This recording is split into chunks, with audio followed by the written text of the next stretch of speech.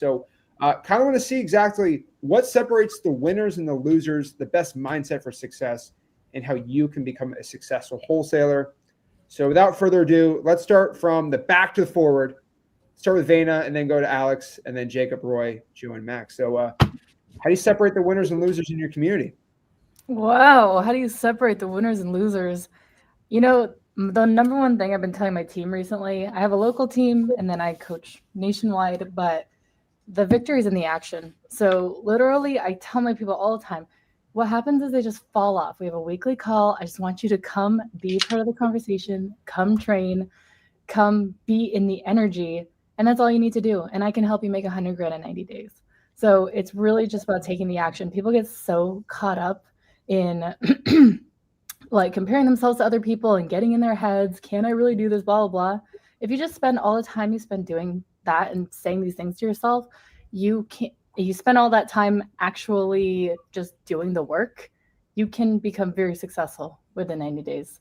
That's what I'll say for now. Perfect. Alex. I mean, as far as mindset, positioning, winners, losers, I'll never be the type to say there's like a special secret to any of it. It's pretty simple, right? Luckily, with the business we're in, there's not really a risk. So essentially, we are able to go all in and not have to worry about anything bad happening, other than spending more time. So that's the one. I mean, the separation in every aspect is, he's actually persistent. Because obviously, when you're not successful, well with something, it's tough to keep the motivation going. And that is why discipline matters. Motivation helps. Your mic's kind of messed up, Alex. So yeah, can you hear me better now? Way better. When you leave, I was getting smarter contact calls. So I was saying motivation, mindset, all that stuff, in my opinion, is not that big of a deal. I think it is overcomplicated. Just work. I mean, life is so simple. Just work. No like morning routine or any of that stuff you do is going to help you reach, the initial level. I think once you get to a certain level, sure, it's great. Have a specific ritual or routine that you do, stuff that keeps you, focused and prioritizing the right things. But other than that, when you're just starting out, you have nothing to lose. So you work and you keep working and you keep working until it works. It's like I have students, right, that have came in, done 4 or 5 deals week number 1. I have other students that have been in the program for 4 to 5 months and haven't done 1 deal. Difference is pretty simple, right? The ones that are doing well show up and they ask questions and they just put in the work. It's all about just putting in the work, as cliche as it is. That's all you have to do, put in the work. Yeah, so my 2 cents on this is that 100%, it's, all you have to do is put in the work. It's pretty simple. Once you find something that you want to chase after, that is a proven business model where you see other people making money from it, once you identify that, then all that's left is putting in the work. The thing is, if you want greatness, then you have to be opposite of what everybody else is doing. The crowd does not get to the places you want to go, right? And so you have to be willing to do everything that everybody is not willing to do. That's the dedication that it takes to actually be successful. And in anything, it doesn't matter whether it's wholesaling or something else, to actually get massive success, like the stuff movies are made out of, right? Those type of dreams. It's going to take everything you have to give and more, like for real. Now, it is simple to do. All it takes is showing up and putting in the work every single day and figuring it out. But most people aren't willing to give it everything they have. And most people, they fold, they give up, and they just fall to life, fall to their circumstances, and decide to just be cool with following the crowd. And when you do that, you end up in the same places. You don't get an extraordinary life. You get stuck in the rat race, and you live a meaningless life of something that you didn't want to do. You never chased your purpose. And then when you're on your deathbed, you have to think back about how you never tried to take a step. So real real shit, it just is about making that decision that you're going to do something no matter what and never waver on that and show up for that decision every day like you owe it to yourself to do it. And you know the best part? No one is willing to do it. So there's really not much competition in life. You got to think about percentiles. Nobody's willing to do it. And when you make it, everybody's sitting on the sidelines hating like, oh, that's cringe. Oh my God, he's doing all this. But they're a spectator on the sidelines. You don't want to be the spectator. You want to be in the game. You want to be in the movie. You want to be one of the main characters. Life's like a video game. Become the main character. But it takes everything you have to give to level up all the way. So most people aren't willing to do it. So there's a straight shot to winning if you're willing to do it. Just got to take it. Yep. I agree. Roy, you're on mute, brother. No, to piggyback off that, there's literally no competition. Like whenever you think there's saturation, there is not. The people who are getting started don't last long enough to stay consistent. They just completely fall off. So you already beat them. And the people who already do make it and are making a bunch of money in wholesale real estate, they get complacent, they get comfortable, and then they fall off. You just continue to stay consistent. You can beat both of them. My advice, just because I've talked to almost 100 new beginner wholesalers, I've seen tons of them be successful, ton of them fall off. The number one thing I want you guys to realize is your current self right now isn't capable of getting the result that you desire. Because if it was, you would already have it. So what you're trying to do right now is you're trying to create this whole new version of yourself, a higher version of yourself, to actually start getting the things that you want, like the Rolex or the car, or just $10,000 a month. You need to realize whenever you do make that leap into changing your reality, it's going to come with a set of challenges. And the thing that separates the people who make it and don't make it is the people who do make it. My clients who have closed went from not knowing anything in wholesale real estate to closing multiple deals, is they were thankful for the challenges and they saw the challenges and they went all in and said, I'm going to embrace this challenge. I'm going to overcome it. I'm going to get knocked back down and I'm aware of it and I'm going to get back up and I'm going to keep fighting. Versus the people who didn't make it had the expectation that this was going to be easy, that wholesale real estate is this get rich quick. So they get into the industry and the reality hits them. And it's not that easy. They get kicked down and they're weak. They're not strong enough to get back up. So the number one thing that I would say is understand that you are trying to change your reality, and that's not easy. Depending on how old you are, that's years of wiring and programming of who you are today. So you're trying to change that. And in order to change that, you have to continue to go through challenge after challenge after challenge.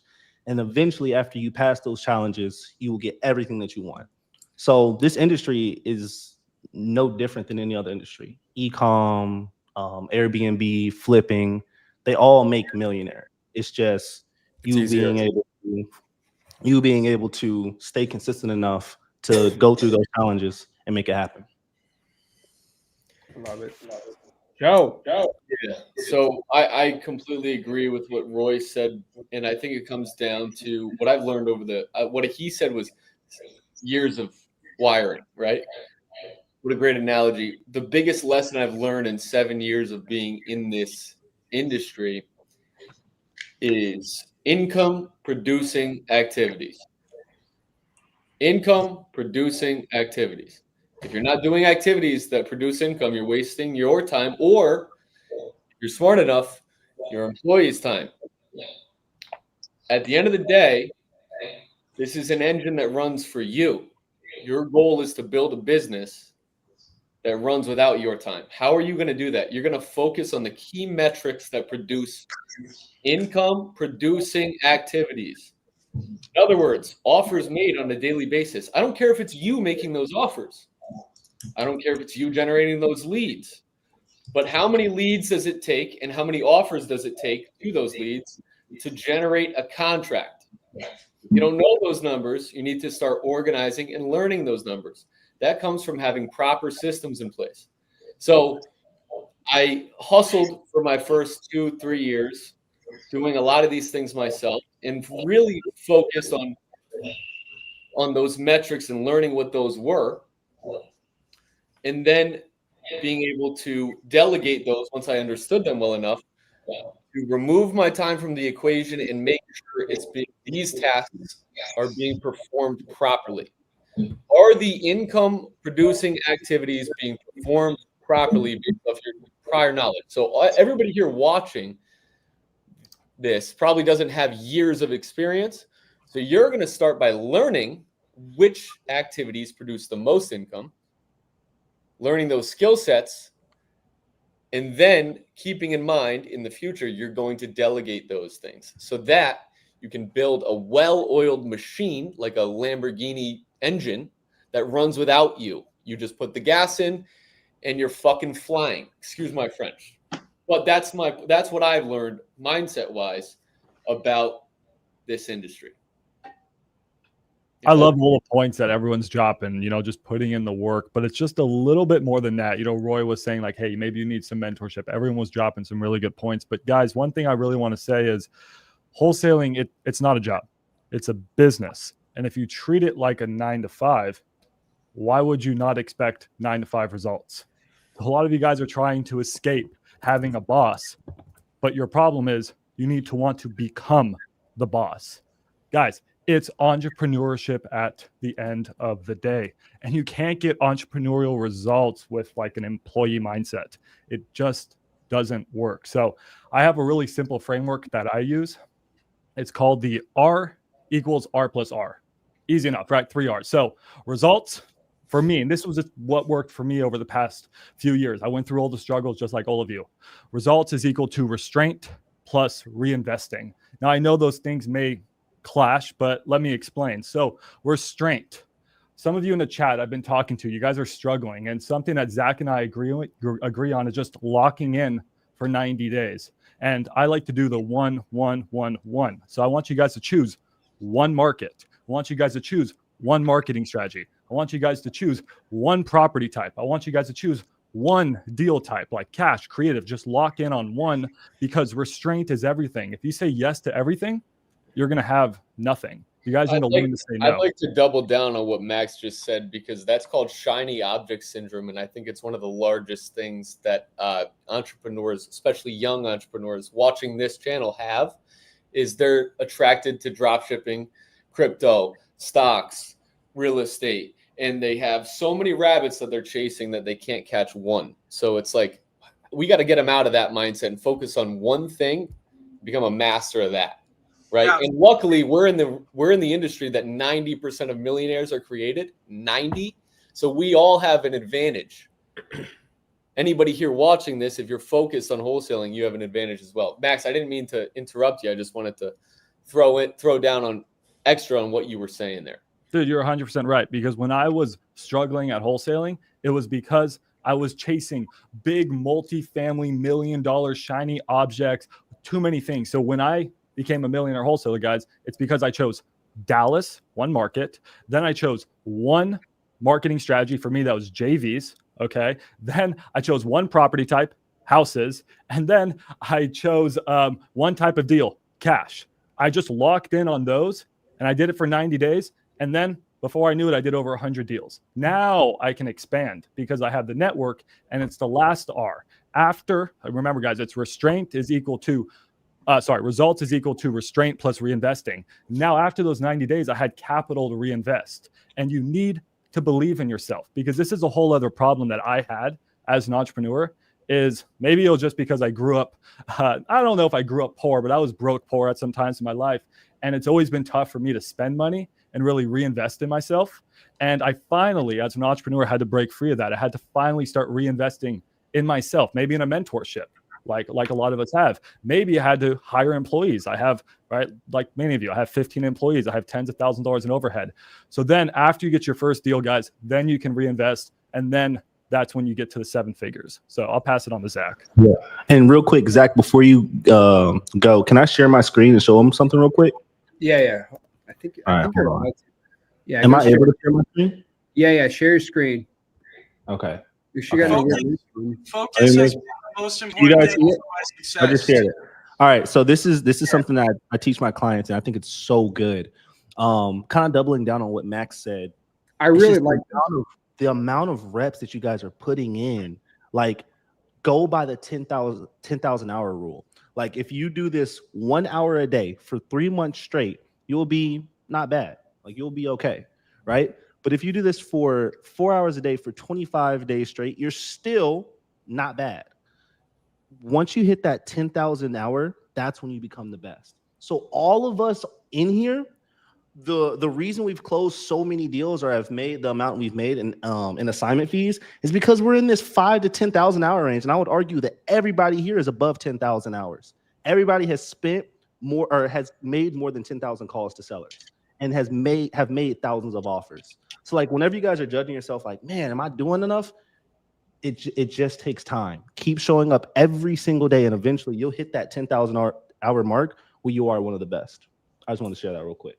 See, and I literally just keep it as simple as every waking hour, if you have a goal, should be going towards that. And then in between, take an hour break, go to the gym, eat, go on a walk. But when I was starting out, and I've tried like a ton of different stuff before I got into wholesale, bro, whatever I was doing every hour of the day was dedicated to it. It's that simple. You don't have to log hours, again, do anything special. If you just dedicate your time to the task and you have somewhat of direction, that's why it's nice having people like us posting content, showing you all. It's really not hard to do.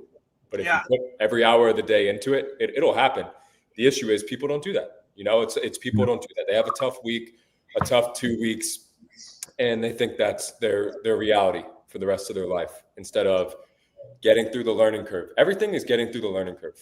Going to the gym, playing a sport. Imagine how good you become at a sport, once you get through the learning curve. It's all the same thing. Just work. 100%. I want to touch on that real quick. When I got started, the first 3 years of me as an entrepreneur, I worked from 8 a.m. to 11 p.m. every single day for 3 years straight. And it was terrible, right? But I loved it because I was invested in the business and I was so excited to get rich and make it happen. But it was a grind and it was tough, but then it paid off. Now my business is pretty much run without me and I go and do whatever I want and the money keeps coming in. So you got to just put in the work that's required to set yourself apart from everybody else. And when you do that, the universe, God, whatever you believe in, returns it to you tenfold. It's like a piggy bank. All your efforts that you put in, they come back to you tenfold. And then the focus thing is key. A massive key to my success is focus. I think that's huge, Max, that you pointed that out, because entrepreneurs, a lot of entrepreneurs have a lot of ideas about a lot of different businesses and stuff. Yes. But then they also get into this business and have 5 different marketing channels running, and then that's terrible. But then one of the main things I see people screw up on is they get their first deal from one marketing channel, and then they're like, you know what? Cold calling worked, but I'm not going to do that anymore. This next deal, I'm going to text blast instead. And it's like, bro, focus on what worked and rinse and repeat and do it again. So just focus is key as an entrepreneur. So love that point. Yeah, are we going to ignore Roy being Dr. Evil with the cat? Just stroking the cat, just. Bro, how old is your cat? He's 2 years. That cat I have the same one, but she's only 1 year old. Bro, he is a man. He just destroyed my couch in my bedroom, but it's a little I have the same cat. Mine's a little darker though, but that's fire, bro. Bro, do they stop? I feel like mine it messes everything up. I just got a black cat. You guys got rich people cats. You know what's so crazy? Toby, everybody that's watching this, Toby was actually, he's $3,000. I had bought him whenever I closed my first 100K deal. So this was my reward. That's what he recommended. That's pretty cool. A cat. Max, tell everyone about Soup. How much you paid for Soup? Oh yeah, how much I pay for Soup? I don't know. I've never spent any money on an animal. Tell us, Me, man. cool story. I love Soup. Max treats his dog like a $5,000 show, like Pomeranian. I don't know if you guys know. So Soup's been to Nobu. Soup's been to all the nicest steakhouses. Soup's traveled the country. I mean, Soup comes everywhere with me. Yeah. That's crazy. Oh yeah. But basically, what I want to say is, you guys all made points, and obviously, like I could pretty much say the same thing. What I've always found was that when I call someone a loser, people get so like visceral with me. Oh my God, how dare you?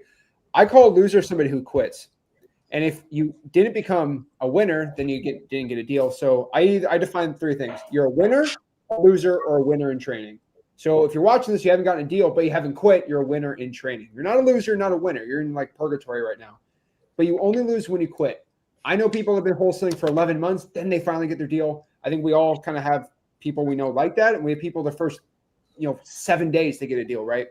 But you only lose when you quit, and you're getting closer to those hours like Roy was showing. I thought it was really, really, really cool there. Let me ask a question for someone in here.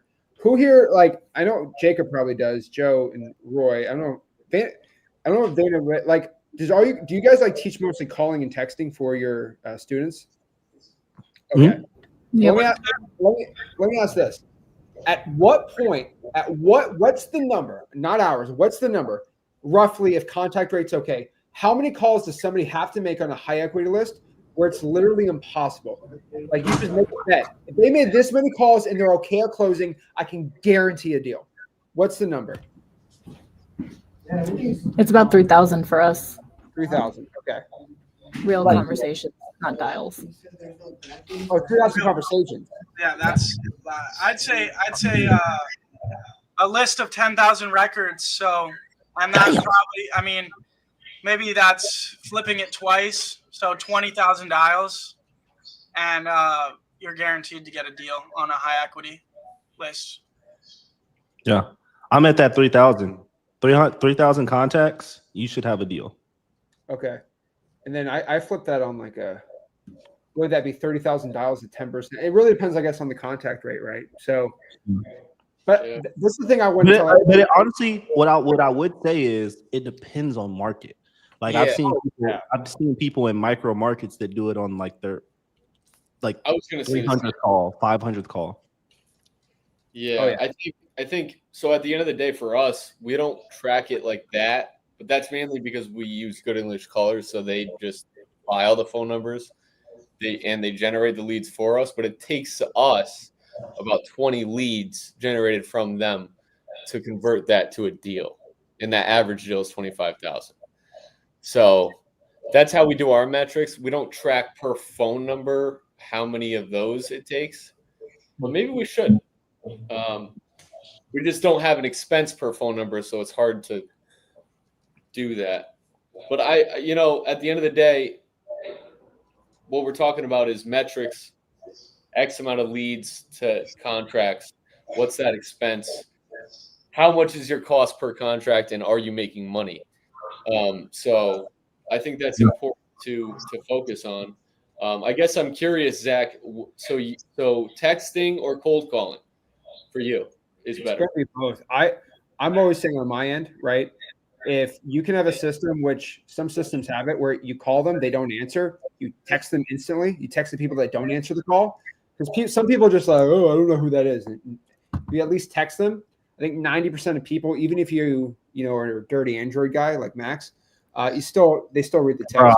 Every time I text them, I see the green club. I didn't think anybody else noticed it. I'm sorry. If you just have to bully him to get a. I have an iPhone. Crazy. I'm just not going to give it to you guys. If you guys treat me like this, man. I thought it was with the pirate brand. I thought it went with the pirate brand because it's like old vintage. It's off brand. I really hate this podcast. I really do. But to give everybody something, $5,000 of free software stuff. So we bought some time. But one thing I do want to add with mindset with everything. I think energy comes with mindset. I'm not going to get all foo-foo with it, but I think I've seen every single one of us in here all work out like crazy.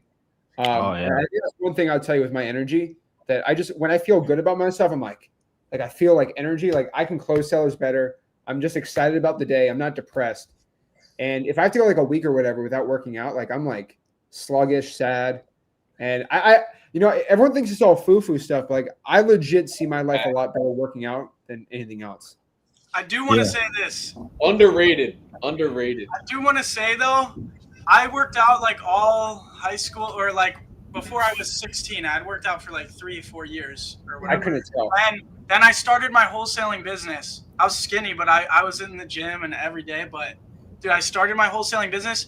I barely worked out for like 2 years because all I could do was focus on my business. But I will say, once you become successful, to get to the next level, building yourself in the gym and really dialing your health in, that's how you get to the next level for sure. But I would say you could throw the gym away if you're going to work 14-hour days on the business, I would say.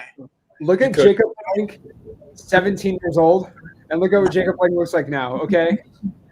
Yeah, see, I was cooked. This is way higher now. Come I was on. cooked. I was cooked for sure, but I was focused, bro. Focused. Yeah. You're just gonna work out though like crazy now, and you're making enough money. That's why I want to add. I think working out though is the same thing that just helps with your callousing and your discipline. Like I have to, for the last like 7 years, I haven't been able to take a week off from the gym.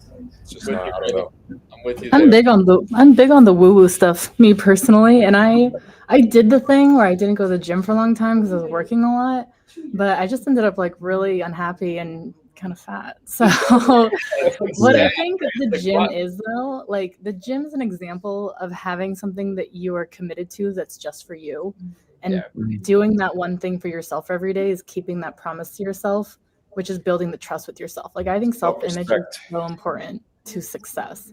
So when you have that integrity with yourself and you say, I'm doing this just because I said I'd do it, just like, you know, when we were all new and we were all cold calling or whatever we were doing, we didn't do it because we wanted to talk to strangers. We did it because we said we would, and that's it. So, you know, you never need motivation. Like we don't need affirmations. We don't need any of the woo-woo crap. Truly, all we need is to commit because we said we did. Like that's. And if you don't respect yourself, no one else will respect you. Exactly. At the end of the day, Especially not your sellers. you have a relationship with yourself. Okay, I'm gonna go to the gym today, and you lie to yourself. Okay, you respect yourself a little less, and the less and less you respect yourself, because the less promises you keep to yourself. Yes. It's a slippery slope because now you don't have the respect of others when you can't even respect yourself. And when you do that and then you don't keep the promise to yourself, you tell yourself, oh, I'm a piece of shit. I don't deserve the success anyway. So I'm not even going to work on my business today. No, like literally though, imagine if that is. every time you said you're going to do something, you just did it. That's how simple life is. Like imagine if every time you said you would knock something out, it gets knocked out. Yeah. So simple. You'll just be like, okay, cool. Like I can do anything. Like I trust myself to get it done, because there's people, right? Everyone knows like I mess up too. You know, no one is fully a perfectionist when it comes to knocking out certain tasks. It's like, if I don't knock something out that I know I needed to knock out, my workflow is messed up because I know I'm just not doing my best. How are you going to perform your best if you know you're not doing your best? So it's like, if you need to wake up at this time, do this, this, and this. Imagine if you just did those little things, how much better your mental clarity, your aura, everything would just feel. Confidence, bro. It's just so simple. Confidence is what, you know, they always say this, keeping your promises to yourself. How could you be confident if you say, I'm going to do this. This is what I'm going to do today. And you sit on your ass and you don't do it. Like what? No, you can't. Yeah. It's not possible. It's not possible to have a good mindset if you're not doing what you're supposed to do. You won't feel good. If you guys are going to the gym, what it does for you is whenever you hit that gym or that workout, it produces serotonin. Whenever you raise your heart rate, that serotonin gives you that natural energy, that kind of like that. It's like a happiness chemical for you to show up to the phones smiling with the positive energy to talk to these sellers. And that's exactly what they want to talk, who they want to talk to. So before all my calls, what I would do is I would go hit a run, or like if you like see like the really rich people, they have like trampolines in their offices. They'll jump on the trampoline to raise their heart rate, or just hit a simple workout right before you get on the phones. And you'll just have that natural energy and just that enthusiasm to really start closing and talking to these sellers. And to tie this back into wholesaling, because this is a really, really solid point, is when you are actually enjoying the process of the work, people can sense that on you.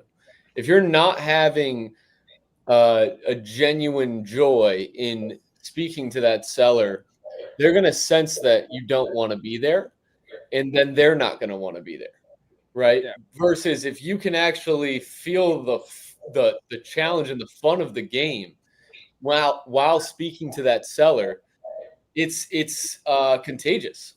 Are you guys nice to sellers? Oh, yeah, 1,000%. Brother, my whole job is to help them. Of course, I've never asked a seller how their day has been before. Oh yeah, you help their day. I want to help their day. I can't get there by asking about their day. I want to ask them what their problem is. Why do they have this house that they're drowning in debt on? Houses is different. We don't build. I don't build rapport. I'm mean to people in a good way. I'm mean to people on the phone. I'm extremely direct and like tell them what to do and make them follow my process. Yeah, me too. I'm like, no, it's worth 30K. I don't care. They'll start rambling about other stuff, and you got to keep them on the straight line. So, but energy is extremely important because like you got to come to life versus life coming to you. That's how bad shit happens to you, and you got to become a money magnet. And when you're vibrating good energy, and you're taking over the world, and you're achieving your dreams, and that's all that's crossing your mind, and you're in the gym, and you're raising your vibration or whatever you want to call it, like literally. Life starts to come to you. Wins start happening left and right, and it starts to snowball. So getting in those phases of your life where you're really tapped in and feeling like that, people are attracted to you. You're moving in a phenomenal direction. Deals that you never thought would come together just happen out of nowhere. So trying to find that level is key. And I want to add on that. Balance is going to be everything. So you want health, wealth, and you want mental health. Hold on. Let me repeat that. You want to be good mentally, financially, spiritually, and socially. That's what I usually optimize for in health, right? This book right here will teach you exactly how to find that balance. So health, mental, spiritual, and financial. Those are the four. My bad. Read this book right here if you guys want more education on how to connect your health, spiritual, and how it helps you actually grow as an entrepreneur. I like seven habits of highly effective people for anybody that's listening. Dude, I love it, man. Max works out at like 11:30 every night. Yeah. I don't know how he does that. He always puts it in though. Hey, I'll tell you that. He works all day and then just like goes to the gym at like night. I will go at 1 a.m. I will just not end the night if I'm not at the gym. It's just I'm in bed. Made it a routine. I'm gonna stick to my routines because it's really similar to like what Alex and everyone was saying. Like if I can't make the routine of going to the gym, which is like a few minutes away and it's super easy, I'm not gonna make the routine of doing everything else I need to do. And you go in the morning. Honestly, I used to, but now work is a priority, unfortunately, for me. So it used to be, but I will say that I get some of my best thoughts at the gym. So all of my most creative ideas actually come when I'm at the gym and I'm alone there at like midnight or just thinking and just me and the weights. So if you guys are ever stuck, just go to the gym. I'm telling you, just working out, going on a run, you'll get a lot of good ideas. I'm in the gym 4 or 5 days a week, no matter what. But from 16 to 18, the only priority I had was getting rich as possible, as fast as possible. I cared about nothing else. It was the only thing I was going to do.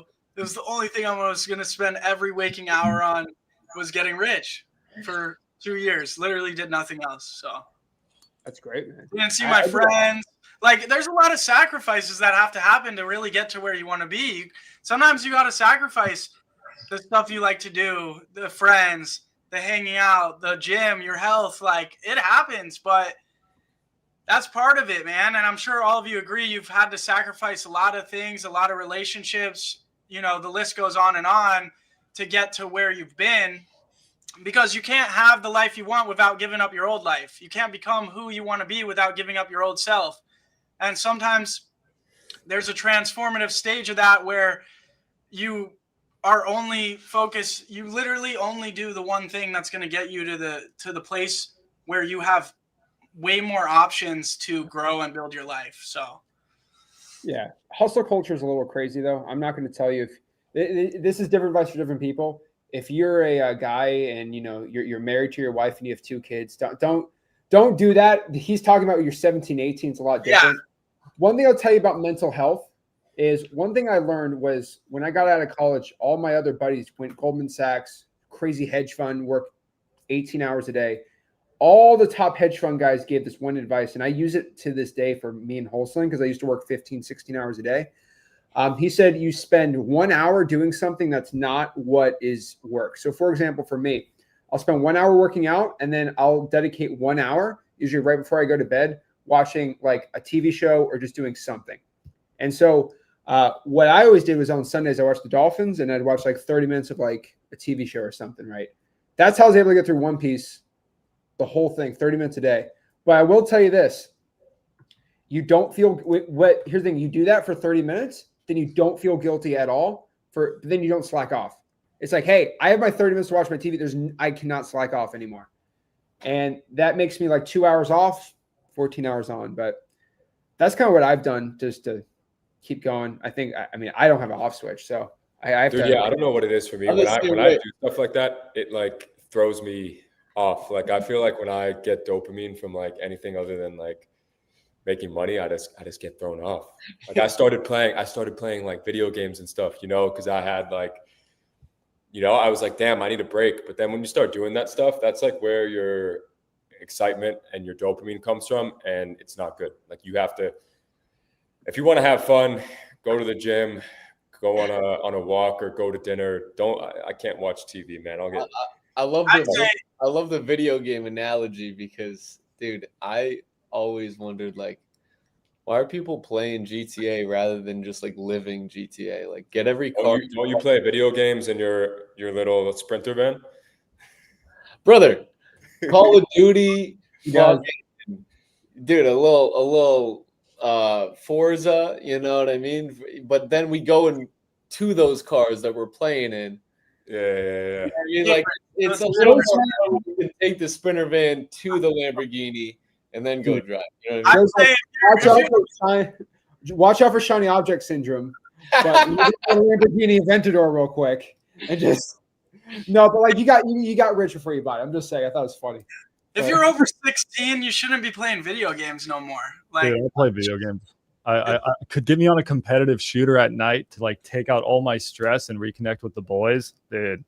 Dude, I got no wrong with a little car. Dude, I got this back here with this, Maybe you're playing for an hour or two, but I mean, I'm not on there all the time. Guys that are 18 years old playing all day long, like, dude, how are you? And then they wonder why they're upset and hate their life. It's like, it's crazy. All the gamers end up getting rich though.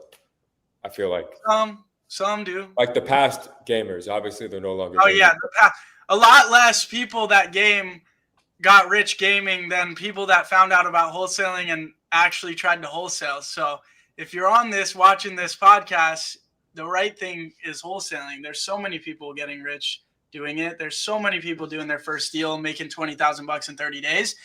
It's not impossible.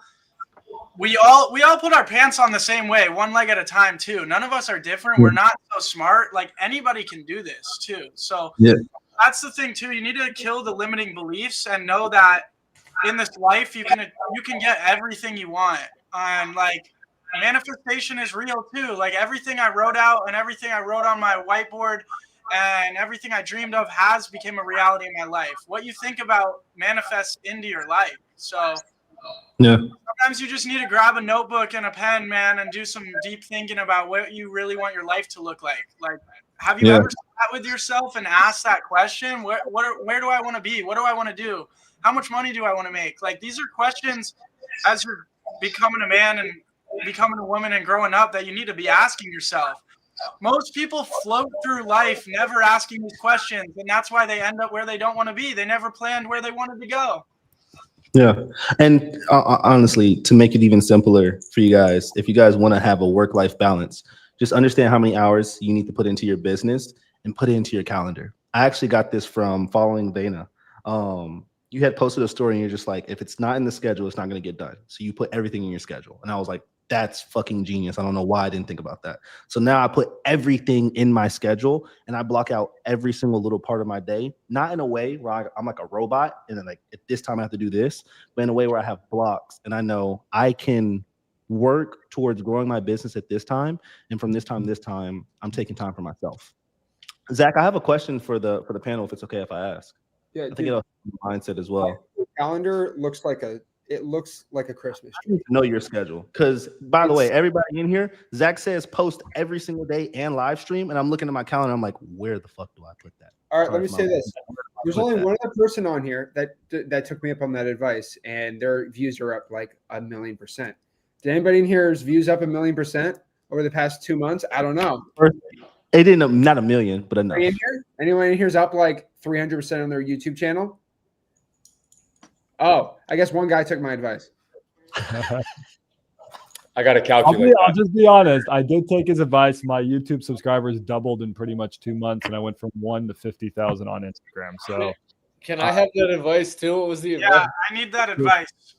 I texted Bro, everyone you're blowing up, bro. my advice, and I'm going to say it recorded. In the If you Instagram, post more, people know you more. Like, for example, I told Max, I said, Max, you're pretty good at closing sellers, even though you're not known as a closing guy. Why don't you go live and just start closing sellers? And then Jimmy went on the phone, and it took him forever to close them, but he still closed them. hey, I bought that house. Yeah. And so, hey, the invite's open for everyone. Me and Max went live for 5 hours, and we closed, I think, 8 deals between the both of us. People want to see real stuff, man. And so my schedule is time blocked like crazy. I spend all day working except 2 hours. No, actually 3 or 4 now. I don't get my personal life, but basically 1 hour doing nothing that's not workout, 1 working out, and then I like 2 or 3 extra free time, and then I just work all day. Yeah, every single rich person I know has their Google Calendar blocked out. So like, Disgusting. I just copy I just copy what rich people do. If they go to the gym at 4 a.m., fuck it, I'm there. I'll tell you this, Roy. I have a lot of employees under me. I have managers for my managers, and so I wouldn't try to be like me, because you have to like that. I'll tell Of you course, this. I'm saying everybody should have a Google Calendar 100%. Oh, it's a must for me. It's necessary. What I love about this is we're all so different because I'm at the gym at like 12 at night, 1 in the I don't morning. know how you do it, bro. My calendar is always 100% empty. And the moment I have one thing on my calendar, I have a panic attack that day. And I think it has something to do with back being in school or something. I just hated having a calendar with classes. That's literally the reason why I started becoming an entrepreneur, because I didn't want anything on my calendar. So like my problem is not working. Like I work all the time, every day. Like I can't shut off. My girlfriend gets pissed off at me because that's like all I do is work, and talk work. But like, if that's why I love video games, man, like I feel like Elon Musk said that he just gets into like a competitive zone and he can just like drift off. So anyways, yeah, guys, don't take advice from what I'm saying because I'm actually with Max on this. There you go. But we're all a little bit different. I'm one of the weirdos that doesn't have my calendar booked out. I have a to-do list of shit I have to bang out and it's listed in priority. And I know how long each task will take. And if I don't complete those tasks at the end of the day, I beat myself up. But at the end of the day, I do see like you got to shut your brain off sometimes. And it's hard for me too, because this whole thing is so fun. Like I genuinely enjoy work. And my girlfriend, like Max just said, is like, can you just put your phone down? We're at dinner. And we're at dinner every night because I can't put my phone down. Right. I mean, we like it's at the end of the day, it's like I love the game. And I have to force myself to shut my brain off for my mental health. So like I think I'm more on Max's side with this particular topic, because I think what Max was saying is like, you don't necessarily have it all scheduled out. I'm at the gym at like 1 to 5 p.m. whenever I can fit that into my schedule based off of the appointments I have that day, but I can never predict the appointments because I'm like opportunistic. I take things as they come in and I'm just ready to go at the beginning of the day. So I don't know. That's just my mindset. I don't know how else to put it. That's kind of me. I roll with the day. But work ends like at 4 or 5, 100% it ends. It was never like this for the majority, like half for like 3 years. It would go on forever work. But now there's a hard stop just because like that brute force that gets you to like your first $1 million isn't going to take you to multiple millions of dollars a year. So kind of realizing that, switching it up, taking care of myself more, I know that's what's going to get me to the next level. It's not going to be brute force. It's going to be more calculated. And so, yeah. Jeff Bezos said he gets paid to make a small amount of high quality decisions on a daily basis. And I've adopted that in my company as well. I don't want to be the one taking the action in the company. I want to be working on the company and making decisions on how we move. Right. So like if you can just focus on your mental health, number one priority, then you're going to make better decisions. That's kind of my mindset on it. Yeah, clarity is a superpower. Clarity, but it's hard to get clarity. There's a lot. We live in a very fast-paced world, and with these phones and everything, there's just so much information. But the clearer mind you can get, the better decisions you can make, and the better ideas you can have on how to fix issues in your business or how to scale. So finding a way to take care of yourself so you can be clear-headed, key. Hey guys, I have to hop off here. So I'll touch base with you guys, but good joining on. So Good to see you, bro. you guys Alex, brother. all you house Oh, guys by here. the way, I tried Louis Bocky's. Amazing. I think it's told okay. you. I told you. I think it's It was okay. amazing. But hey, I was gonna say for all you house guys, I need something in Miami here. Roy, I already asked you. I need Terry someone to texted me. Miami, okay? Please DM me. I got you. I'll keep you Bring updated. me a house in Miami. I need a tear down. Hey, drop All your right, but I have to hop off, guys. Good connecting with your you all. vibe I'll talk to you guys all. Alex, good to see you, bro. All right, That's it. let's make There we people find him a house. Let's find him a house. Yeah. I think he's got some crazy taste, but hey, we'll try. I had a question for the panel. Just because this is something that's been going on in my community that people are doing, and I'm like, yo, hold on, chill. People are quitting their 9-to-5s and they're just like, I'm going all in on wholesale real estate, or they're dropping out of school and going all in on wholesale real estate. Now, there's some people who are watching this right now. They're kind of like thinking, can I do that? Is that possible? What is y'all's advice to those people All right, who are thinking? I'm directly in this category. So like I literally got fired. 30 days later, I made 50 grand on my first deal. Literally 30 days. So I got fired, hopped on YouTube. I was like, this is the 5th job I've been fired from. And then I was like, I got to figure it out. Found out about wholesaling that night because it was just like, what do millionaires do? Oh, they all do real estate. Okay, how do I do that? I have no money and credit. Oh, okay, wholesaling. It was just natural. And then I looked into wholesaling that night, could not stop on YouTube about it. It was actually Nick Estes who was the first person I saw. And then, 30 days later. So I'm totally condoning people quitting their job to do this, because if you put your back against the wall, the fire that you have under your ass to get that deal done is ridiculous. You have no other choice. I had no other choice. That deal had to close. It wasn't if, it wasn't but, it wasn't maybe, it wasn't when, it was fucking now. Excuse my French again. I am French, so you guys have to forgive me a little bit. But yeah, that's basically that's my view on that. Is if you just don't give yourself a plan B, yeah, you're going to succeed in it. And I actually encourage my community to do the same thing as well. So, yes. I essentially dropped out of high school sophomore year and got started selling. So I was 16. I then did pick up online school called Hope Online. It was for kids that needed hope. I didn't necessarily need hope, but I wanted the easiest one out there, and it was. So I did graduate high school, but I essentially was done with school, hated it, and was all in on wholesaling.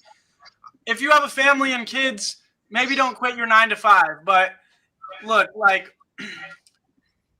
if you try wholesaling and it doesn't work out, how much worse can your life really get than the position it's in right now if you don't like it? Ask yourself that question, and then either something terrible is going to happen. You're going to get to the root of the answer, and you're going to find that. Look, if I quit everything I'm doing right now and go all in on wholesaling, the world's not going to end if it doesn't work out. So then the only answer you're going to be led to is, yes, I should quit what I'm doing.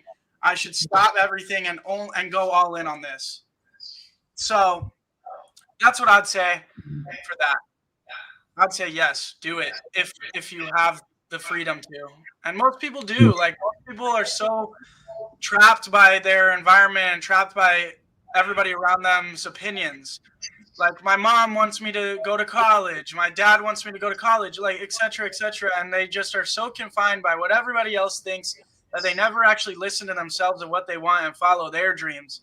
They're just living other people's desires out versus their own. And you don't want to see that the end result of that. It ends up being an unfulfilling thing. And so go for it. Go for it with everything you got.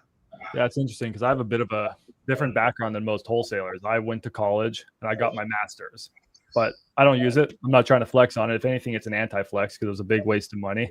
I think of all the money I spent on my MBA to make my mom happy. I'm like, oh my God, that's so many leads. I could have made so much money. That's my problem.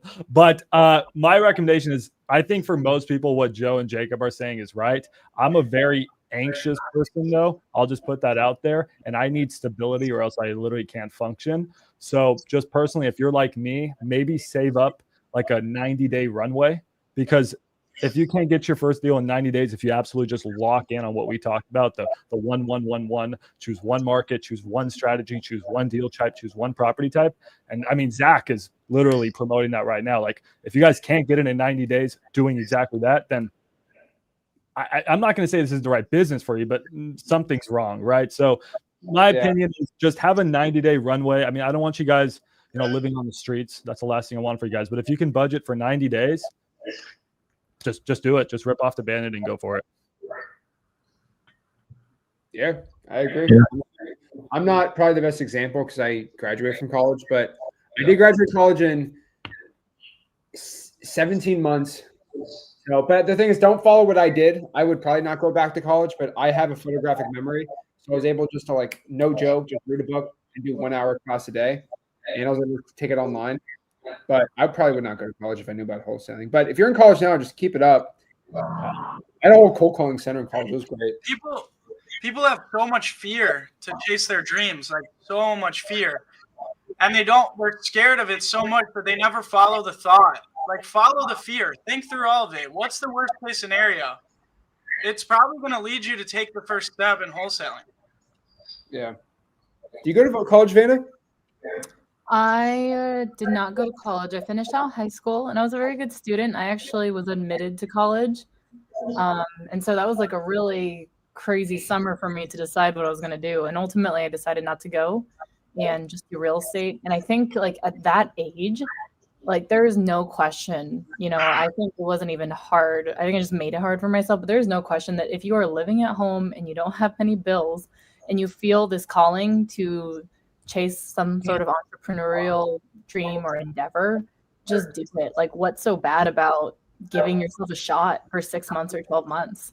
And then if I told myself, like, that was how I was able to rip off the Band-Aid and just do it. I told myself, if I really fail after giving this my all for a year, that's fine. And I think that's also what freed me up to just go all in and not worry about what was happening or if I was making money or not, because I already gave myself permission to just waste 12 months of my life. And that's what gave me the energy and the mindset and the whatever to actually be very successful in that first year. I love that you say, like, give yourself a shot. I like that because in life, you only get so many shots. You only get so many shots at these various opportunities. There's these crossroads in life where you have the decision to do something or waver away from it. And those crossroads, you only have so many of those in your life. And you must take those shots when you have that opportunity. And for me, when I got started wholesaling, I was this young, extremely skinny kid. I did not look like I could buy your house at all. But then after 8 months, because I had no idea what I was doing, it took me forever to get my first deal because I was not doing the right things. But then the seller was a bus driver for a school, and he was just so nice that even though I was young, he, like, wanted to give me a shot. So if you're young, sometimes older people they will present you with an opportunity because they see what's the potential that's within you. And you got to capitalize on those opportunities. There's only so many shots in life. Take them. So that's awesome that you gave yourself a year to take the shot. And look, it worked out. That's the thing too. Like, as long as you never quit in whatever you're doing, you will win in the end. You just must never quit. Yeah, I think what you just spoke about is called the snowball effect. That's what I call it, at least. It's where when you're young, I started when I was 20. I know you started a little younger than that, Jacob, a lot younger than that. But it's still the same thing. I mean, when you're young and you get some traction, people start to believe in you a lot. And it really helps create a snowball effect and momentum. 100%. When I started to really take off, because I was so young, everybody that was massively successful in the industry started pouring into me with all this mentorship. It was all free. They wanted to pour into me. Why? What do I have to offer you? Nothing. I'm this 17-year-old kid. Dude, that was life-changing. So, yeah, if you're young, I 100% agree with what you said, man. Like, people just start pouring into you, and it starts to snowball. Yeah. Another question I have for you guys. Is that I don't mean to take over, but this is a question I think that will help a lot of people that are watching this right now.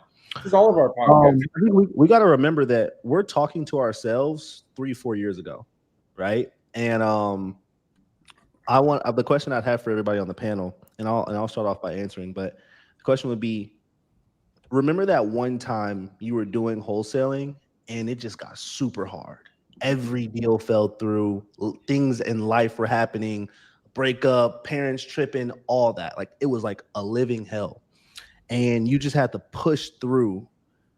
What advice would you give that version of you, whether it's 2-3 years ago, to get through that time? And I want to start real quick just so you guys can go around it. Yeah. Yeah, I mean, I would I could say- say on my end. I've never. I would say, oh, here, I know you go. Bro, you go first, dude. Roy said he's starting you guys. right? Cool. All right. To me, whenever things were going bad, I had like $400 in my bank account. I had just closed a huge deal, blew it all that. Rent was due the next day, and I was like just crying. Have faith in yourself, bro. Like just wake up every single day and know God has a plan for you. He's going to lead you in the right direction, no matter what. A quote I told myself a lot was, don't believe in the 3D. So everything that's in front of you right now, your reality is not real. Just believe what's in your head. And I just was delusional for like a cool month to 2 months, just saying like, I'm going to get through this. And the very next month I closed a $76,000 deal. I was able to like just pay off my car, apartment, all that. And I was super late on those things. So yeah, just have faith and just know that everything that's happening to you right now that's in the 3D is not real. I would say, so dedication is like a promise to yourself that you make. And like, I wasn't one to break a promise that I made to myself. So I was so dedicated that I was literally like, I'd wake up after a few months into it and I would think like, I'm going to die trying. Like, this is the only thing, I'm going to be successful no matter what. So the first 6 months where I wasn't getting a deal, I wasn't upset and I wasn't really struggling because I felt I was gaining traction. I was having more conversations. I was making more offers and things were starting to get closer to a deal. But when I got crushed was 6 months in, I got a house under contract in Gilbert on a golf course here in Arizona. And I didn't notice the foundation issues. I just thought it was like the roots from this big tree in the yard that was screwing up But then when I walked a buyer through it, he pointed out the rest of the foundation issues. Turned out the seller already had a bid for like 13 grand in foundation, and it killed the numbers on the deal. This was 6 months in, my first contract. It absolutely crushed me, but it absolutely crushed me only for the rest of that day. Because I was so dedicated, I had made that promise to myself that I was going to make it happen. And because I continued building upon that promise to myself every day, we talk about showing up for yourself and how that builds confidence. I had showed up for myself for so long, for 6 months, that for me to then fold after I just lost one contract and to wake up and give up on wholesaling, my mindset was actually the opposite. I was more fueled than ever. That day I was crushed, but the next day I was more fueled than ever to keep going. And 2 months later, closed my first deal, made $30,000. So I think it was just building upon the dream and building upon the dedication to it day after day. For what? It's like 260 some days I was trying to get my first deal, like almost a year, you know? So just that building of that kept me where I had the right mentality. Yes, I got knocked down, but I got myself back up and it all worked out. That's so powerful because if you did quit, you never would have seen the money. Yep. And it was just 60 days away. Yeah. I tell people that a lot. Like, if I guarantee you that you'll make 100K or whatever it is, you'll make your first deal in 90 days. Have you seen that diagram of the guy, the two guys with the pickaxes, and one guy's like tired and turned around, and the diamonds were right there, and then the other guy's still going? that's literally how it works. You never know when you're going to get a deal. So We say that about going to the casino too.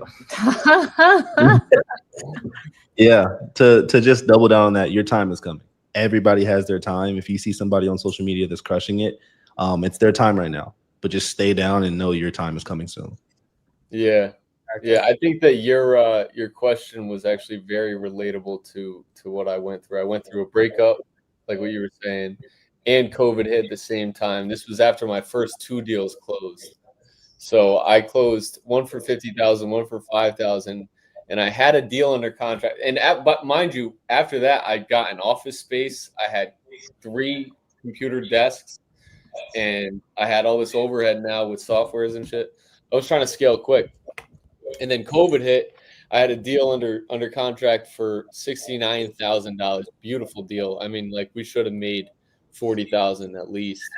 And then, like right then, COVID hit. It was that March, and basically, and then nothing happened for a year for me. Like actually, like I had all this overhead and nothing happened because I adjusted. I had shiny object syndrome. I switched to like creative financing and subject to and commercial deals. I was going for grand slams when I had done everything with just traditional wholesaling, cash deals. So why would I switch it up? That was my problem. Was I overreacted to the situation rather than doing what had worked.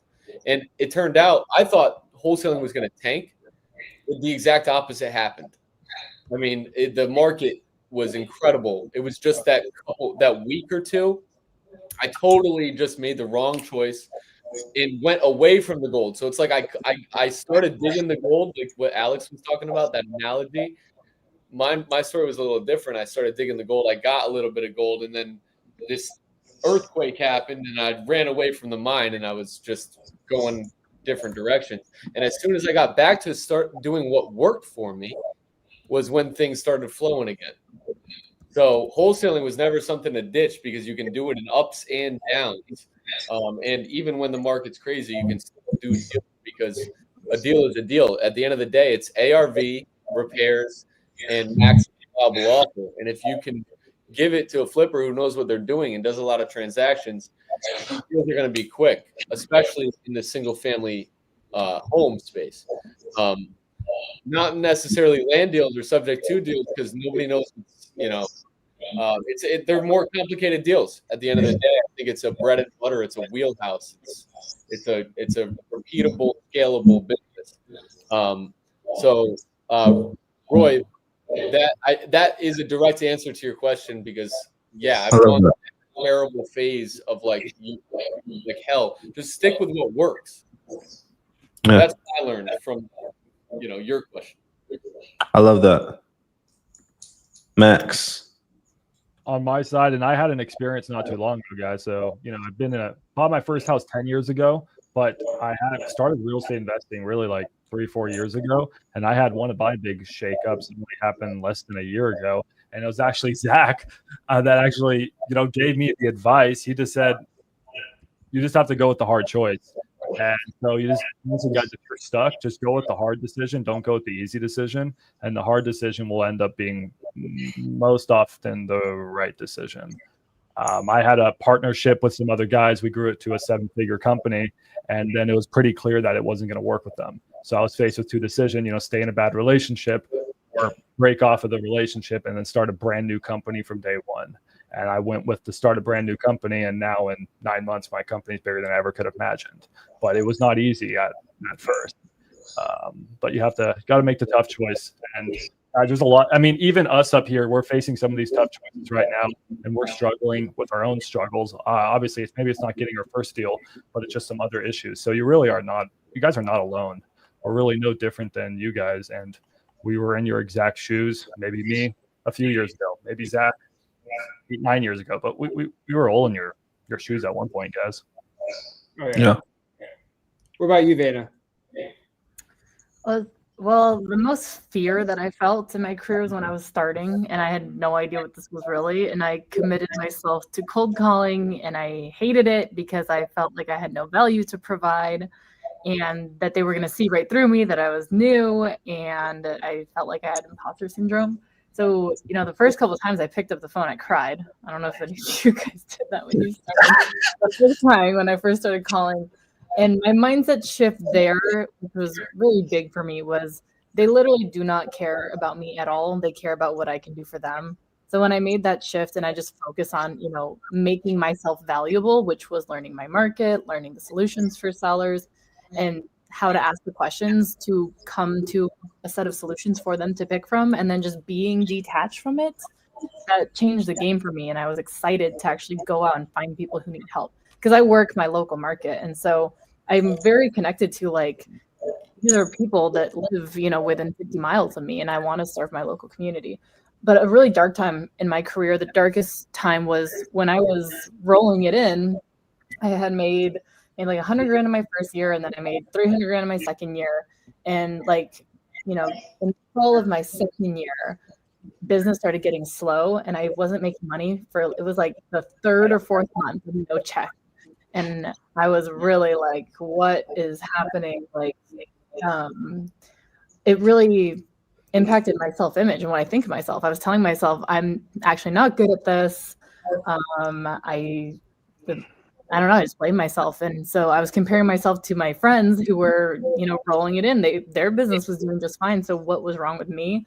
And I was beating myself up day in, day out. And that was blocking me from coming up with new creative ideas to help sellers, new creative marketing, more videos for social media. And I just froze. And so that went on for like weeks and weeks. And ultimately I talked to a mentor I had, very big on mentorship. And as soon as you can, you should hire a coach as soon as you're financially capable. And I told my coach, like, I feel like shit. And she's like, well, you haven't had a deal in a while. It was actually like March at the time. I think it's actually spring or the fall. But she's like, Dana, how confident are you? It's March right now. How confident are you that you'll close at least one more deal this year? I'm like, in the next 9 months, there's no way I don't close another deal. And she's like, well, there you go. You're good. And so it was kind of about having blind faith in the process and just knowing that these actions take me closer to my goals. And so, at the time I was slacking because I was like, well, this isn't working anyway. I don't even want to do it. I don't want to get cussed out today by sellers. So I was slacking, and that was being out of integrity with myself and, missing out on the actions that I said I'd do. And that was moving me further away from the end goal. Like we were talking earlier about knowing what you really want in life. I also believe in, really evaluating your actions. That's why I believe in the schedule so much, is being able to look at what you're doing day in and day out and evaluate whether that's actually taking you where you want to go. Because if you're doing a bunch of shit that's moving you further away from your goal, you're just going to be unhappy. But when you do the things that are moving you towards your goal, you feel great about yourself. Your creativity opens up. Your vision opens up. You feel like you're actually doing the thing. So that's a lot of the mindset that I've had in the last couple of years and got me out of that dark place. It's definitely not easy. So the most fear we've had, is that the question? At the point? Not necessarily. It's just like, think about that dark time on your entrepreneurship journey, and what advice would you give yourself in that period? Okay. Well, real quick, to touch on being scared of the phone and crying after it, what I did, just if this can help anybody out there, I liked when I was growing up doing prank calls. I loved calling Domino's and screwing with them. So I just took it as, this is like for fun, but with the option to make money. If they get upset with me, whatever, it's going to be funny and I'll be able to make money. So I just went in the mentality with it's a prank call, but I'm going to be serious so I could try to make money. But the darkest time for me in my entrepreneurial career, I've been doing this for 6 years now. In 2021, in July, the market changed. And between July of 2021 to like March of 22, July 2022 to like March of 23. From that period of time, the market changed. Everything wasn't really working. Buyers weren't buying deals.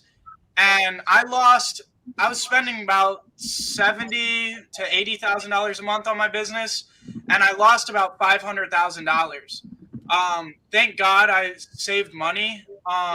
But at 19 years old, I was 19. I lost $500,000. I basically had to fire my whole staff.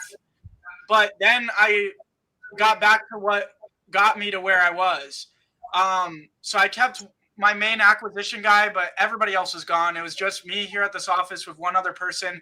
And I just got on the phone and I recorded videos and put them on my YouTube channel every single day of me calling sellers all day long to go back to the roots of what got me to be successful. I picked up the phone again. I hadn't been on the phone in over a year because I fully delegated everything. And I just got back to what worked. But the hardest thing about that is when you get all this massive success and you're on this rise and then everything switches overnight, it feels like, then you do start to question everything.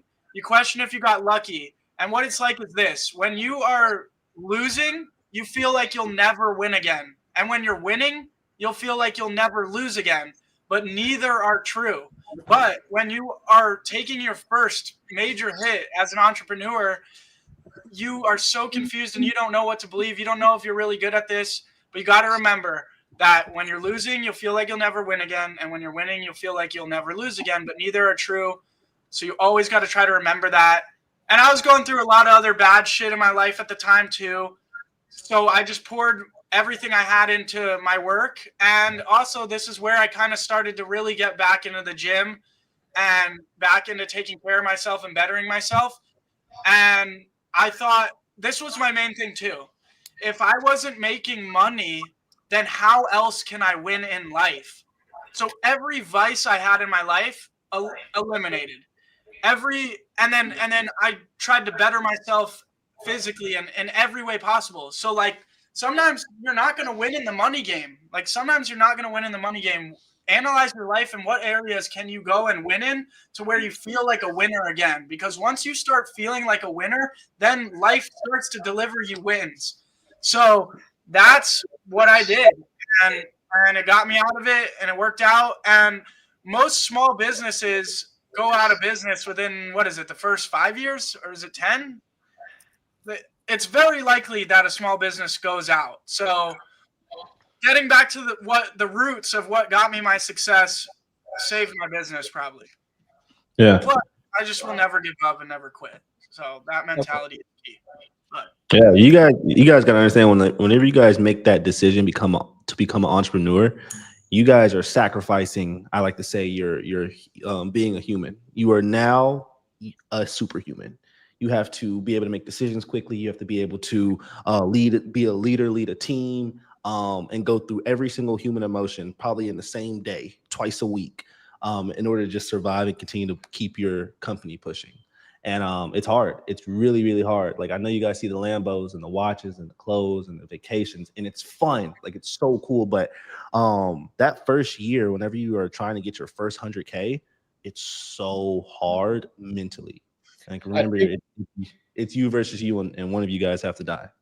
I got to head out for the night, guys. But Zach, again, thank you so much. Good to see everybody, and appreciate this. I'll be here next month. Excited to keep doing this. All right. And I'm going to keep going. I don't know if anyone wants to keep staying, but I can keep going and talking forever on this. Yeah, I mean, I wanted to touch on what he just said because I think that you only buy the Lambos and the watches once you want to remind yourself of your own accomplishments. This watch right here, I'm not even wearing it. I never wear it anymore, but it's because of what Jacob was just talking about. This is a reminder to me that I can do everything I set my mind to. I wanted this so bad when I was dirt poor. And this for some reason, it's stupid looking back. I'm like, it's a watch. Like, what does that do for you? I shouldn't have bought it logically, but it was a trophy that I could do it because I set to do it before my birthday, February 23rd. I got it on February 21st. And it was a goal that I had to accomplish. And I just did everything I could to do it. Right. And it didn't make any logical sense. Like I said, I wasn't swimming in money. I shouldn't have been buying a Rolex, but it was a reminder. And every time I see it, I'm like, okay, I can make it through anything. It's a reminder of who I am, right? Like I did it as a trophy for me to just feel like, okay, every time I set my mind to something, I'm going to accomplish it. And it's just that's really important to that's what gets you through the tough times of business, because business has its ups and downs. And by the way, we're all going to go through ups and downs. All of us as entrepreneurs, we have to expect that. And to get through them, you just got to be consistent with the narrative that you can just, I mean, do whatever you set your mind to, you can accomplish that if you just stick with it and don't let anything get in your way. Like, don't let it mess with your headspace or tear down your confidence, right? I think that's the moral of what we were just speaking about, is just keeping a good mindset through these tough times, because tough times happen in business and they're going to continue to happen until you die. That's just what business is. Ups and downs, ups and downs. It's a roller coaster, but can you stay level-headed the whole time? Yeah. And be grateful on your journey. Yeah, I've had some ups and downs. Probably the worst one that I have experienced was, first and foremost, has anyone ever seen that experiment they've done with people and rats where like they get like that morphine drip and like they press that button, they get the morphine, and it's like the best feeling ever. And they find if you just give someone that, that's all they want and that's all they care about. They do with the rats, so that then they can't do it anymore. Well, just letting everybody know, you talk about struggles and stuff. So this was me at 18 years old. So this was how I was like made my first 100 grand. I was so young. So first and foremost, the biggest struggle that I had starting as I thought people, and I just did it. I thought I looked too young. I was like, I didn't look like didn't look like a real estate investor.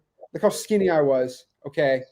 Like I had thought no one would respect me.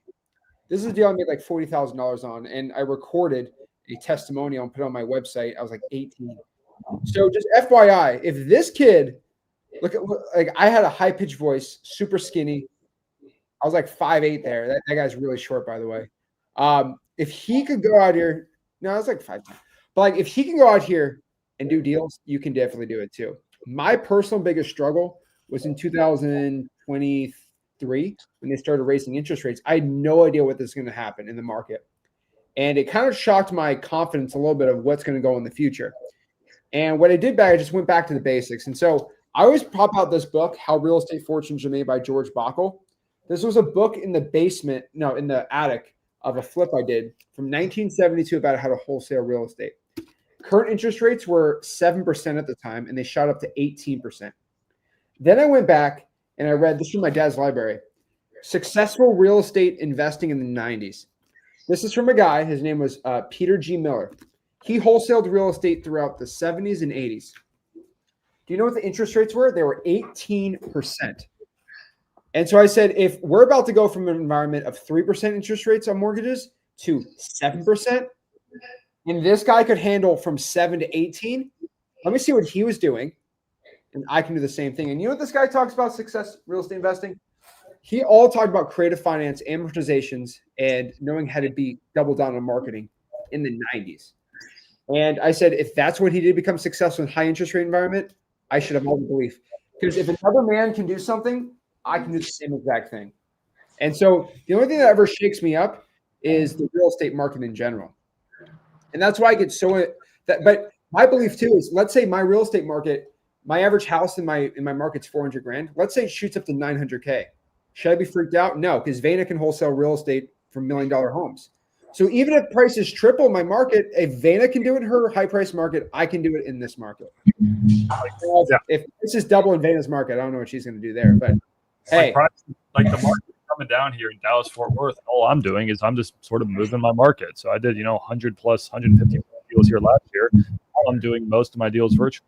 So that's the beauty of wholesale, guys, is you can just adapt. It's like any business, they adapt. My worst time probably in my entrepreneurial life was when I was 20 years old. I just bought my second house. So I saved up all my money. I house hacked my first house. I took all my money. So it wasn't paying for my school. It doesn't matter. I put it into a second house, bought the house, and then the seller lied on their seller disclosure notice. I didn't know anything about real estate at the time, guys. To tell you how you can luck into things, I bought my second house without knowing what title was. I didn't know what a title company was. I didn't understand interest rates. I didn't know anything. I just bought a house.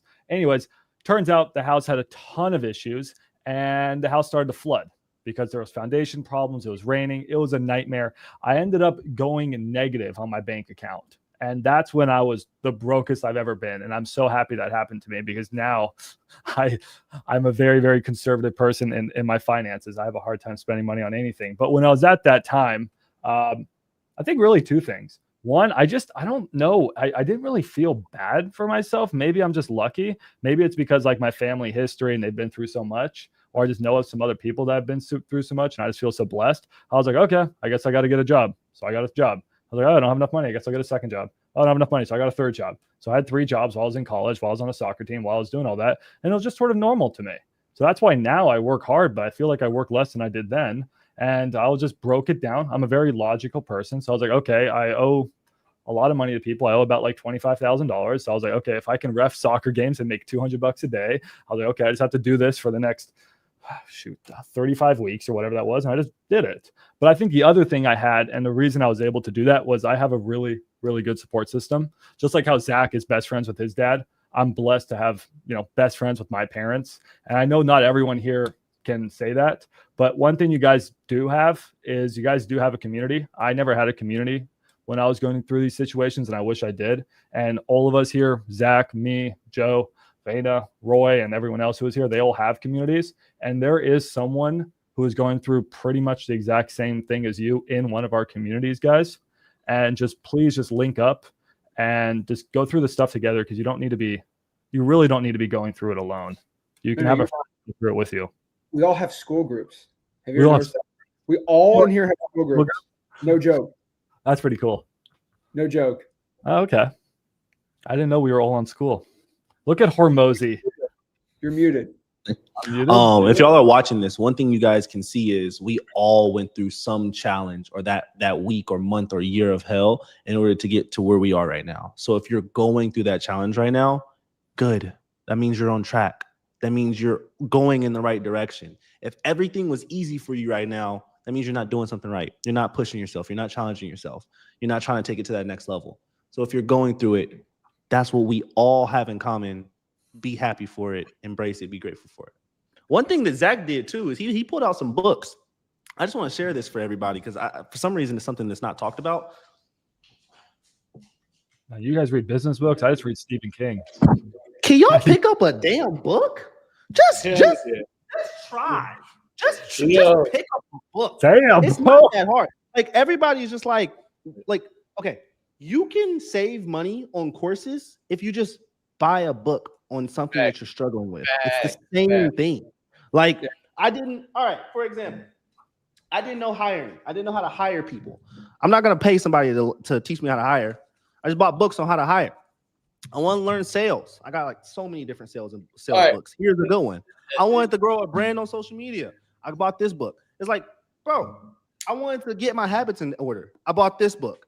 I wanted to learn this is all sales books right here. Literally all of these are sales books right here. It's like, just pick up a book and just read a book. One a quarter. I ain't even asking for nothing crazy. One book a quarter. If you can do that, you can get so much further ahead than any other entrepreneur. Because entrepreneurs are not reading. They go to ChatGPT. Pick up a book. Yeah. Number one, in my opinion, for wholesalers is the straight line theory. Even though Jordan Belfort wasn't the best guy, he knows how to persuade and speak, and he knows a lot about sales and objections. And then in order to get contracts signed, you need to be able to cover objections. You need to be able to say, okay, the seller is telling me this, but really the real reason why they're not selling is they don't trust me, they don't trust the company, or they don't trust the offer. Something about that, and you need to uncover which thing that is and then get over that, and then you get the signed contract. So I think that my favorite as far as sales goes would be the straight line theory by Jordan Belfort. And then mindset wise, Think and Grow Rich is a good one. Oh gosh, hold on. Could we take that one back? I don't like Think and Grow Rich. I gotta like. You don't like that one? No, bro. I feel like it's like the most read book. Like, everybody reads Think and Grow. Wait, no. What a reason to not like it, Roy. What do you not like about it? It's Rich Dad Poor Dad. Rich Dad Poor Dad is the one that I hate. Oh, okay. Think and Grow Rich is good. Think and Grow Rich is good. Rich Dad Poor Dad. When I hear it, I'm like, bro, Everybody reads that, but it still makes you realize how important it is It's a to be. classic, bro. You can't deny. Can you stop? It's a classic, but every single pyramid scheme that tried to get me, like the Amway people, kept giving me that book to read. I hated it. Can you stop pushing books, bro? People aren't going to buy my $10,000 course. Oh my gosh.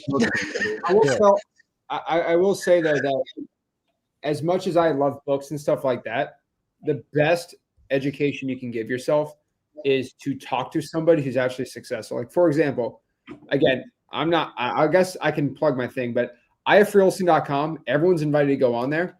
The point of that is you could go in there and it's like, hey, who in here is making 20 grand a month? I am. What are you doing? I'm doing this. And if you just copy that, you're going to be good. So for example, if you go to, I'm just going to say this, Roy's got a bunch of testimonials and like YouTube videos of like successful students. I promise you, if you DM those people, say, dude, what are you doing? They're not going to say, how dare you even message me, peon. Like, they're like, I did this, this, and this. And I'm like, okay, well, you know what I'm going to do? I'm going to try to do what he's doing. Or I'm just trying to be like, hey, what can I provide to you? And we can be friends. It's networking too. And Vena has a bunch of successful students. Joe does. Max has a bunch of interviews too. If you just reach out to people that we post about that, hey, this guy, I taught him how to make 100 grand a year. Let me go try to be friends with this person and see what they're doing. And I'm telling you, that's better than any book. No offense. No. Books are great when you're like totally broke, but obviously you can just cheat code your way to just like learning. Yeah, no, you're right. Good point. And well, I do want to say something. There is something to be said. Like I paid this woman named Natalie Delgado. She was amazing. She taught me everything I know about like the actual systems of wholesaling. And at this point, like I just, I have to thank her because publicly, like you guys should go follow her.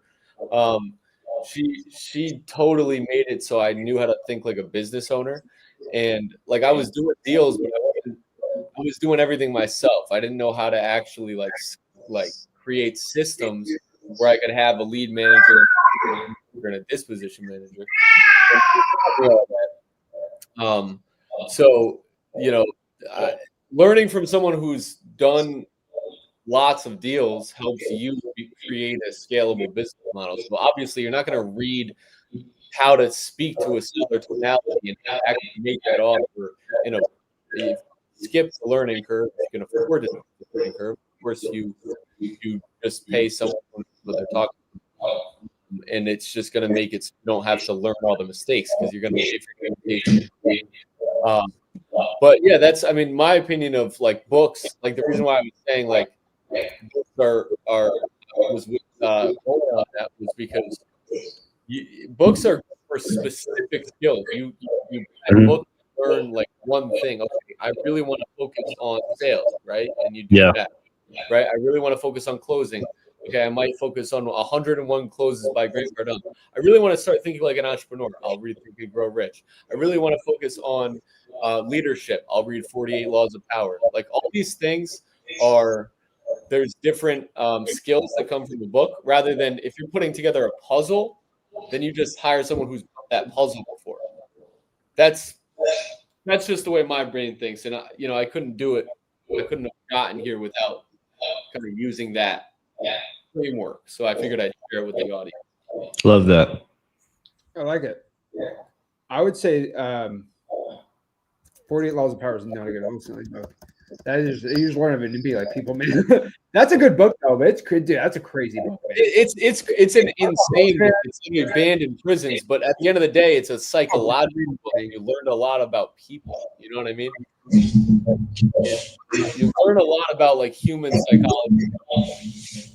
Yeah, watch your mic. I think there's an echo, Joe, on your end. For me, yeah, figure that out. One thing I'd say is we all have school groups. So like if you're in Roy's school group and then someone posts a check, you can literally in school just message somebody. If you're in Vena's school group, message somebody that posted a deal. You're in Max's school group, someone posted a deal, message them. I promise you message 5 people a day that are successful in any of our school groups, someone's going to say hello to you. Like, for example, I'll give a shout out to Olivia's in the comments, right? She's closing deals under Max, right? I promise you, if you have a deal, you could probably talk to Olivia. She's closed plenty of deals. She'll literally give you mentorship for free. Like the network, anyone can network with somebody that's doing deals and stuff. It's not like I have no idea if this is a deal or not. You can literally reach out to, there's so many people that can talk to you. And so I just think a lot of people just want to sulk by themselves and be like, I'm a Sigma. You know, those guys, I don't know if you've ever seen those like guys. I'm a Sigma man. Like, dude, get out of here. I'm a lone wolf. Like, stop. Okay. Like, stop. It's so cringe. Like, reach out to other people that are successful. And the one thing I found is it creates, it creates the buzzword confidence. But the word confidence, my belief comes from a belief in the words you say and the things you do. And you create a belief by saying, hey, and this is why I made this podcast. Look at all these young guys and gals out here making millions of dollars. If they can do it, I can do the same thing. It's showing that it's not because I'm young that's the issue. It's because I'm actually willing to do the work. And so if you're in any of our school groups, just message people you find successful. It will change your life. Because when I was getting started in wholesaling, there was no school. None of us had a school group or was even to be any free communities or any communities at all. I was basically, me and my dad, it was cool. But like, there's no guys or gals my age I could talk to. Like, dude, cold calling, what's going on? How is it working for you? Nobody. So it's so cool right now. We're in the best time ever. 100%. Is my mic better? Sorry about that. Yeah, it's way better. Way better. Sounds good. To piggyback off what you just said, Zach, is like find somebody you can have that healthy competition with. That's what I had. Like me and my friend, we got into wholesaling together, and it's just like he closed a 10K deal. Damn, all right, I gotta close a 20. I closed a 20, he closed a 30. All right, now I gotta close a 40. And it's just like that back and forth competition, healthy competition, right? That keeps you going, and you guys are both sharing information and things that you learned along the journey. So definitely see if you can find somebody you can team up with or just hold you accountable. And maybe I'm biased because I'm the JV guy, and so is Zach to some extent as well. But I'm a big fan of JVing, right? So why have to, you don't have to take on the entire thing. Just take on half, or even less than that. You can do 3-way JVs, but whatever you want. But just take on half. Like just find the deal, let someone else handle the rest, or vice versa. Like it's wholesaling doesn't need to be this crazy hard thing. You just do one part and have someone else guide you on the other part. And then take your 5 or 10K you made, and then if you really want to do the whole thing, go for it. But I mean, I don't know. That gets me. I'm excited I'm more of a strategic guy. I'm excited for the next time we come on and we're talking strategy. I don't know what the next conversation is going to be. Like, how do you get a wholesale with $0? How do you start to, now I got $500 max. What do I do? I got 5,000 max. I want to get into something like PPC. Like, I don't know. That's what I get. The more advanced, I feel like this one was more mindset, right? Like this is a more that focused video, which is very, very important for the audience to understand. We weren't like spitting tools and like exact A to Z. I feel like the first one we did that pretty well. Yeah. Mm-hmm. But like that was the focus of conversation. This one was more like how to think like the proper way so you don't fall down. Which we've all done our fair share of falling down. So at least we got to share that with you guys. Yeah. You guys are redesigning yourself. Like Joe is a completely different Joe from 2 years ago. Same thing for Max, same thing for Vanna, same thing for Zach. We are completely different people from ourselves 2-3 years ago. If we saw them, we'd be like, oh no. Hey, right? I have a question for you guys, because I'm pretty sure like the audience, they've heard us go through our hard times. They're like, okay, where's the happiness at, right? What were some times that you guys realized that you made it? Like, it could be a moment, it could be a thing you did, it could be something that you bought and not made it, because I know we all are entrepreneurs, so we're like, we haven't made it yet, we're still trying to grow. But like that you came a long way from when you started. Today, I actually had this weird again at the gym. I'm telling you guys, I get all my good thoughts at the gym. But today, I don't know, something got into me, and I was just like, hey, I messaged my girlfriend, I'm like, you should get your nails done today. Like, I don't know. I was just like, I just knew it would make her happy. So she went for her nails done, and she came back. She's like, Max, it was so expensive. It was $70. I was like, it's fine. It's fine. Like, you got your nails done. And for the first time, I never thought, holy crap, that was expensive. Like, I never thought, oh my God, wait, that's like 2 coupon club leads. Like, no, that didn't go on in my brain. I was just like, it made my girlfriend happy. And I've struggled with that for the longest time. I've always just been super frugal. And I don't know, it just felt good to be able to do something for someone that I know they wanted, even though it was a little thing. And I never thought about the consequence of, hey, what's going to happen in my bank account. So I'm finally starting to break through that. And it's all because of wholesaling. And it's a little thing, but I share that. That's fire. I'm gonna share one real quick. This happened to me. Like, of course, I got the car. I was very happy when I got the car. I was like, yo, this is crazy. But this one was actually better than the car. I had texted my mom. I don't know if you guys will be able to see this, but I had texted my mom and I was just like, how much are your bills? We call them 4 walls. So how much are your 4 walls this month? And she was like, 2,200. First of all, I was like, what? That's whoa. Okay. I thought I was expecting like 4 or 5K, but she said it was like 2,200, and I was able to just cover all her rent, all her bills, utilities, everything for the month. And that feeling was just like, whoa, like you couldn't touch me the entire week. Like if something bad happened, I was like, I pay my mom bills. I don't care. I'm chilling. Yeah. Right. So that was my I made it moment. Dude, that's I always say retire your mom. I said that should be your number one, like, Yeah. North Star, retire your mom. Yep. My mom's married to my dad, so whatever. I think it's really cool though. I do. That's the biggest flex I can see, and you should let people know about that. That's amazing, man. Better than a cat. Vayner, what about you? Cat.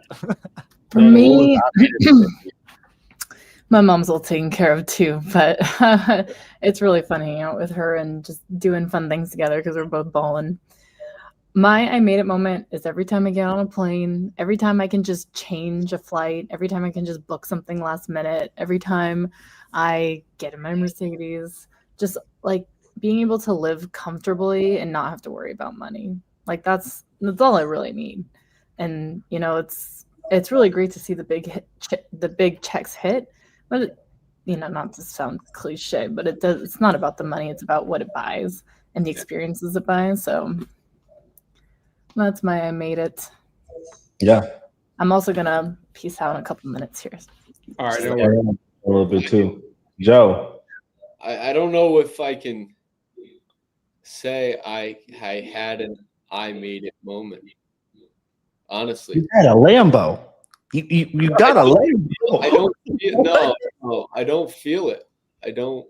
Man. Maybe I'm fucked up for that, but I just don't. Was there a time where you had almost like a out of body experience and you're kind of like, you're so present, you're looking around, you're just like, bro, this is everything that I made? Like you're looking at the apartment, you're looking at the Maybe key. I'm just too fucking harsh on myself, but no. Do you have a goal you're going for? And maybe that's why you're not What's the happy goal? yet. Do you have like a huge goal that you're working towards? Actually, yes. I want no dogs in this entire country to die. And that's crazy. Oh, man, that's amazing. I like it, but I have a nonprofit and I want to make sure that I always found it crazy that a dog could be in a shelter and someone would kill that dog because they've been there that long. I just love dogs.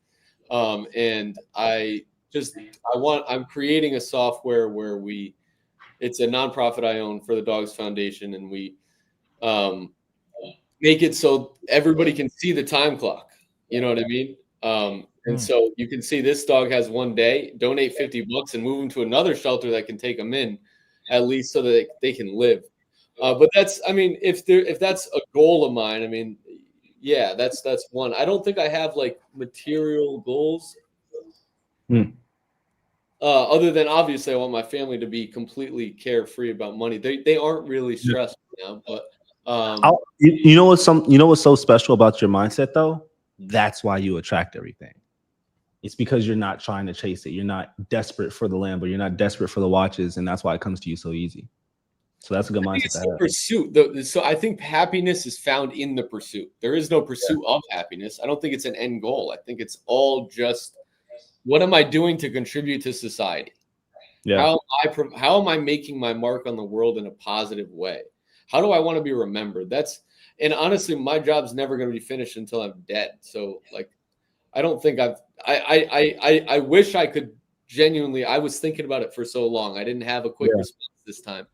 I just genuinely can't give you an honest answer where I thought I made it. Well, let me ask you this. What's the number one thing that Joe is grateful for? My family. There we go. Definitely my family. Are you able to like, do you support them and stuff like that? Yeah, definitely. That's the win right there. I take good care of them, and they take good care of me, and we love each other a lot. I love that. Zach, Oh, yeah. when did you know you made it, man? The moment I knew I made it was when only 4 people right now report to me, and that is it.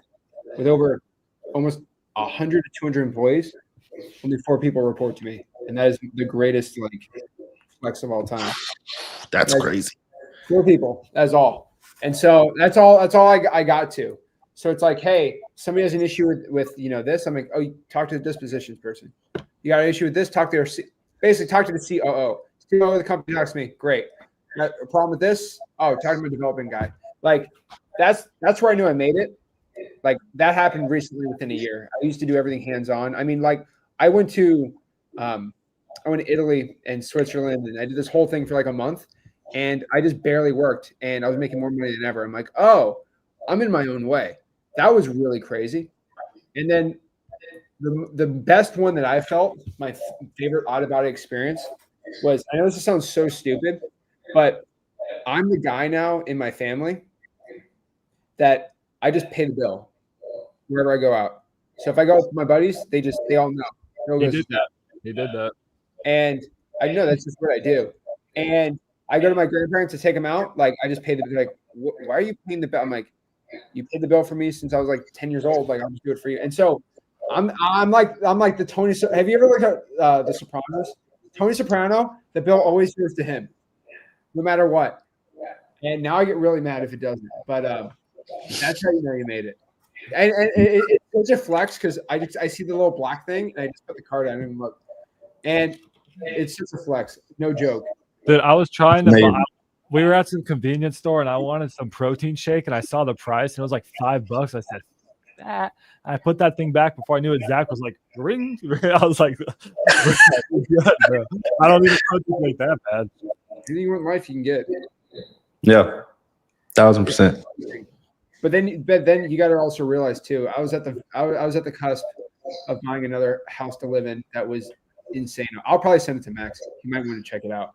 But I was at the point where I was about to buy this stupid. Like, don't even think about how stupid it is, how crazy this house is. And I said, you know what? This is going to take all of my energy. I'm going to have 3 people for this house. I said, you know what? I'm not going to buy it. That took a lot. And that I was so stressed for like 2 days. I was about to go to escrow with this thing. And I was like, there is so much work that I have to do on this thing. It would take me, I calculated, it'd take me 10 hours a week just to handle this house. I'm like, nah, I'm good. Because then you get rich people problem. Then you're like, hey, my cleaning lady, does she have insurance? And my cleaning lady's like, what do you mean? I'm like, because my lawyers are like, if she trips, she's going to sue you. And I'm like, does that happen? Like, it happens all the time. Bro, No I just joke. got to the net worth level where now I have to always have a lawyer because someone's trying to come after you and like we're online showing that we make this much money. It's like we're targets. What easy targets? So it's just I'm like so scared. I didn't know it was like a thing, bro. They go up the stairs, break their neck, accidentally. Oh, $2 million lawsuit. Like you have to start like doing stuff like that, and so it's kind of stressful, but it's pretty cool, man. It's I have a question. I have a question for you.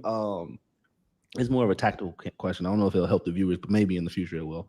So right now I'm in a point where I'm trying to take it from 180K a month to my goal is just $500,000 a month. The only issue is profit margins are dropping below that 40%, and I want to get them up to 60%.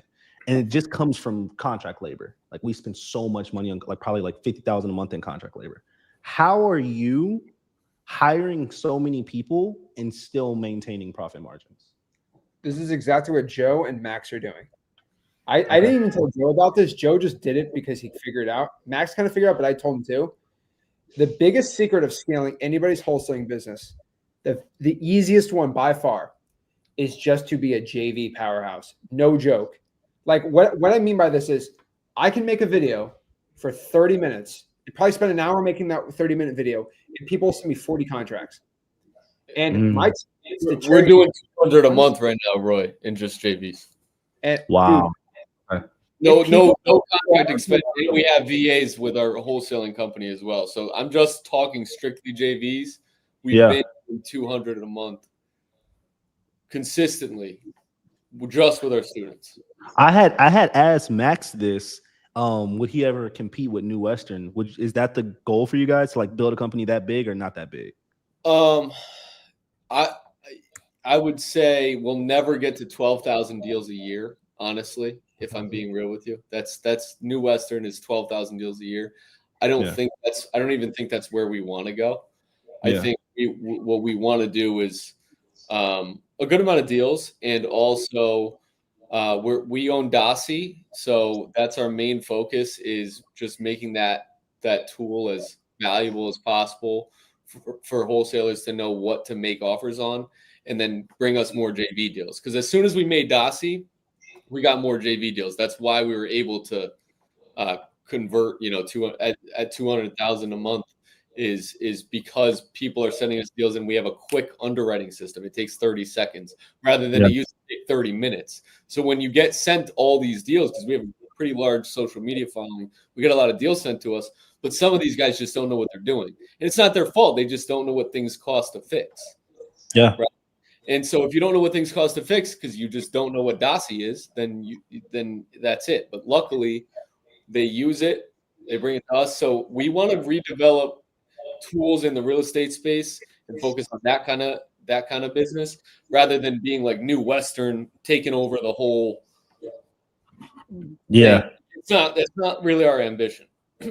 Okay. Well, the thing and that's why I love JVs, and I was actually having this exact conversation with you, Roy, the other day, was that these New Western type companies, and I used to own one last year, they're very, very, very expensive to run because yes, we all have to pay our sales agent, right? So the sales agents is about the same, whatever they make, right? 10, 20%, that's the same layer, but they have this other layer. That's the acquisition agent at these companies. And you've seen it all over Facebook. They're really annoying. I used to have like 10 of them at my own company. And they're on Facebook like, I'm a buyer, or I'm interested, right? And they're always commenting on everyone on Facebook. Those guys, they make like 20 to 30% of each deal. And the thing is, when we're doing JVs, we don't need people to go out and find the deals because we're making YouTube videos. Our YouTube videos, our content, our apps, whatever they are, that's the acquisition agent. Organic. Way more, it's organic. So Who we runs New Western? Like, do you guys know the guy? Like, I don't know. So that's they know who owns us. You know? Yeah. I mean, we actually do know the guy, but that's not the point. Still, I don't know. That 30% is saved. And then they have another like 25% in just these big fancy offices so they can impress people. So right there, we've already saved over 50%, which makes these JVs just so profitable. And like you're saying, Joe, you're really hitting on it. I think there is a world where some influencer, it's probably not going to be me, but some guy ends up going, maybe they're not as big as New Western, but they end up becoming huge because just like you're saying, Joe, who would you trust with your deal? The guy you watch on YouTube every single day, or you follow on Instagram in his nice ass car, out wholesaling, or are you going to trust him? Who's New Western? Like, who is New Western, right? Who are you actually going to trust? And I think there's a big opportunity there for JVs. And I think JVs will continue to be the future for people like us. And then what's really cool is that for all of you guys who are like, Max, I don't have a big YouTube channel. I don't have this or have that. You guys could be making so much freaking money just bird dogging. So you can just find, or like Zach calls it, he calls it ICAG. I know a guy. You guys know me. I'm a guy. You guys know Zach. He's a guy. Joe, he's a guy. Roy, he's a guy. Just go find wholesalers who have deals. That's an epidemic. There's so many wholesalers who have deals who don't have buyers. Just go quickly underwrite it. Make sure it's a good deal. You can use tools like Joe's tools. I have a ton of tools in my community that you can use to just quickly underwrite the deal. And if it's a good deal, send it over to me, send it over to Zach. We'll sell it and you'll get paid a percentage for not talking to a seller, not finding a buyer, just being the acquisition agent. So I love JVs. I want to tell the viewers what just happened. I just asked rich people a really good question. I just asked some rich people a really good question. I have money. I could come on this podcast and I can be like, I know this and that, but I became a student and I'm asking these rich people, how do I take my business from 180 to $500,000? and just they didn't gatekeep. They told me everything. Do you understand? By asking that question, in the next 3 months, I'm going to scale my business, all because I asked the right question to the right person. We'll see. I've been telling you to, but you're not taking my advice. Oh, first of all, I started live streaming. No, I didn't. I'm proud of you, man. I'm proud of you. What did I tell you? I told your advice too. I got to get on the YouTube. I told space. Joe. I said, Joe. First podcast Joe's a year ago, and Joe is the guy with his Lambo tequila bottles crazy. John got him like crazy good on Instagram, but like nobody knew him past 30 seconds. I was like, I don't even know this Joe guy. I'm like, Joe, are you even doing deals? He sends me all the checks. I'm like, okay, he's doing deals. I'm like, let me just sit down with Joe for an hour. No one's heard this guy sit down for an hour before in his life. And I'm like, wow, he's actually legit. But nobody would know because no one sat down and heard him speak for an hour. I'm like, dude, you need to make a YouTube channel. Same thing with Roy. I'm like, Roy's actually pretty dang good at closing. We've been somewhat consistent with the YouTube. You can't give me that. I don't have numbers like you. I'm talking a year ago. Yeah. We started popping them off. And I'm like, man, there's such a shortage on people on YouTube actually getting on the like recording a close or like being good at something. Like when Roy started like posting like closing deals, I'm like, that's insane. Max did the same exact thing. I'm like, dude, just keep doing what I'm doing and you inspire young people. Yeah. I have a few questions because all of y'all have a lot of followers on Instagram. I can't crack the code. What are y'all doing? Because I thought about trying to put the speed above me and put the speed react. You love the speed. I didn't think that was gonna hit me. But what are y'all doing? Like, Joe, you're a social media Joe's genius, like all of y'all. Joe's the king, bro. I'm just John's actually I think it's John that's the expert. That's the thing. What Zach just said is the truth. I was nobody before I met John. I was just a guy doing $80,000 a month wholesaling. I had 800 followers on Instagram. I didn't even have TikTok downloaded on my phone, but I knew from the jump when I started, I was going to collect all the proof. So I knew I always wanted to be actually, ironically, a YouTuber. but ironically, that's the worst social media site I'm good at right now. But I met John. I knew he was good at social media, very good at social media, and we combined skill sets. And as soon as we shook hands, we met the next day. The first video we did was 375,000 views on TikTok. We had 10,000 followers within a week on TikTok. And the thing is, the real moral of the story here is, Roy, you want to look for a partner that has a skill set that you do not have. Mm-hmm. And when you combine those two and you create a mutually beneficial agreement, it's a win-win. You're not sacrificing anything of your current company. You can still do your own thing, but you can actually create another venture with someone who can help you grow your social media, right? I mean, who's an expert at that? You're an expert at wholesaling. I'm an expert at wholesaling. Now John is an expert at wholesaling because we've been doing it for 4 years together, right? So I was 3 years in when I met John. I had success in wholesaling. We heard about each other through people. And then when we shook hands, because we knew it was like Mentos and Pepsi, bro. You combine good skill sets and it fucking explodes. So that's really actually been my theory. That's the same. That's how we created Dasi.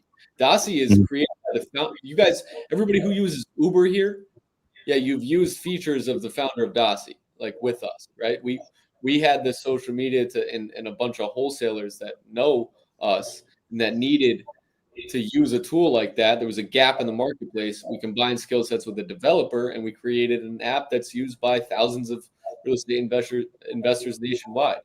It's already a multi-million-dollar company and we created it a year ago, right? Like it's Mentos and Pepsi when you combine skill sets and you can create like serious value out of thin air just from like, boom, it's like a nuclear fusion kind of. I love that. Get on it. I love that. About social media is the answer. No, that's fine, bro. Y'all are crushing it. Yeah, thank you, bro. 100%. Appreciate that. Zach, somebody asked a question, and I'm wondering as well. When do we do this in person? Dude, I DM'd everybody, and I said, let's go do it.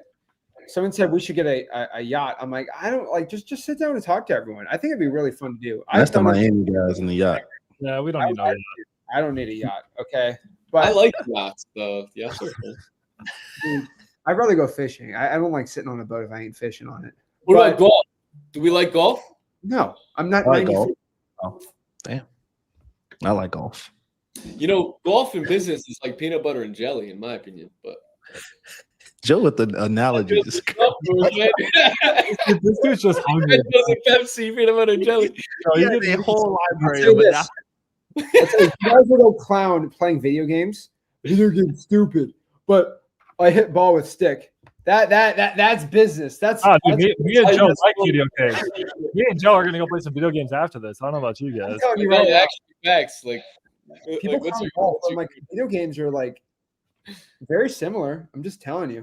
But no, dude, I think we should do an in-person one. I think it'd be sick. One thing I would tell you, everyone's asking, is Cam Oliveira going to hear? He told me he's going to be on next one. He sent in the DMs. He better not be lying to me. You go bully him. But he says he's coming on. He's the last guy. I saw him on social media. Pretty sure he's legit. I want to hear what he says from his experience in wholesaling. I think I've seen his live calls. He's a pretty confident kid. I like what he does. So I'd No, love bro. Cam's a beast, bro. 1,000%. Yeah, that's why I want to put him on. Yeah, he has to go on here. He has a lot of game. Dude, I think a mastermind, Avengers mastermind would be sick. Yeah, we gotta do it. I run event. I can run. I've run many events before, so I can run an event. I think it'd be sick. Where you guys? So I know Zach, you're in Florida. I'm in Roy's an Connecticut. hour from me. CT. Yeah, I'm in Dallas. Where I'm you in guys? Fort Lauderdale. Okay, so it seems Florida. it seems like Florida's the wave. Yeah, I Alex like- is in Florida too. I would head down there to do something with you guys. For Dude, sure. I think of Fort Lauderdale would be sick. You just rent out a big mansion and you just go crazy. Something for soup, you know. Yeah, we gotta bring soup. Of course, soup is allowed. But dude, it's pretty cool. You can rent out a mansion in Fort Lauderdale for like 15 grand or something. It's not too. Yeah, we didn't get our refund. We didn't get our security deposit back from the Airbnb guy because of soup. What do you do? Nothing, man. He's just a guy. The guy was Oh, not. so your dog wasn't supposed to be there? I mean, yeah, but he's a service animal. Yeah, but you have a lot of videos with him on there. Yeah. Anyways, yeah, me and Joe have a soft spot for dogs. Yeah. Dude, I'll say this: dogs have the most pure heart. I've never seen a dog do something maliciously mean on their own free will without being trained to do so. A cat, claw your eye out. Just And they cost $3,000. Toby's a ride, bro. I'm telling you.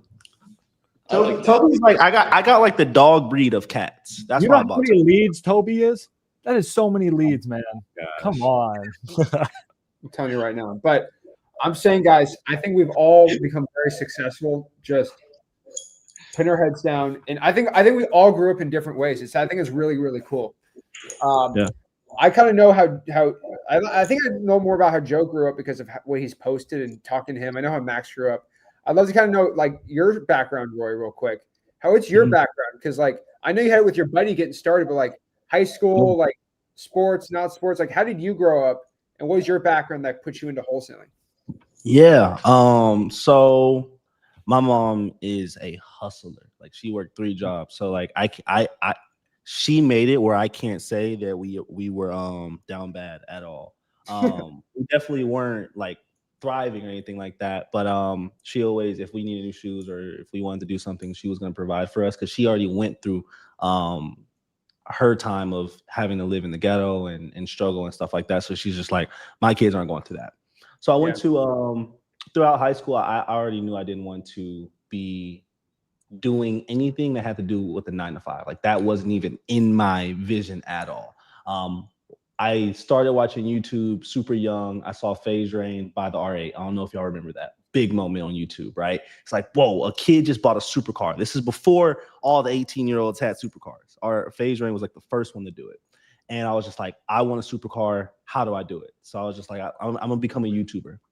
Got some success doing YouTube, made like $800 on like a parody music video. I get into high school, started getting You gotta send me that. You gotta text me that. That's pretty cool. All right, say less. I was getting C's. My aunt takes away my computer. So I'm like, damn, all right, I can't make YouTube videos anymore. By the way, I had grown like super big on YouTube parodies and stuff like that. So then I found stock trading, lost all my money there, found drop shipping.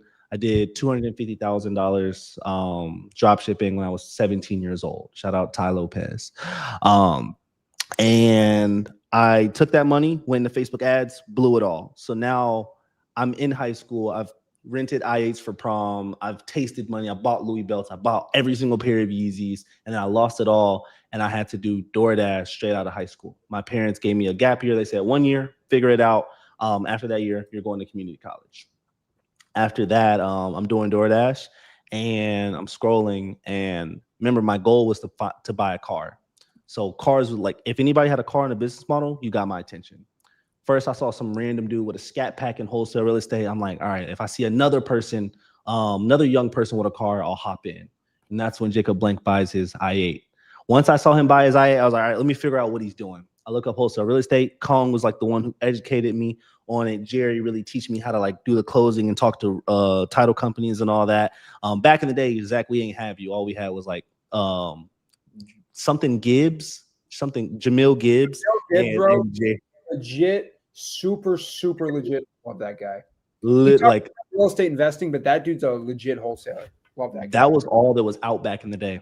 So I get into wholesale real estate, and then I closed my first deal for $10,000. It was an on market, and it was the first time I had $10,000 in my bank account.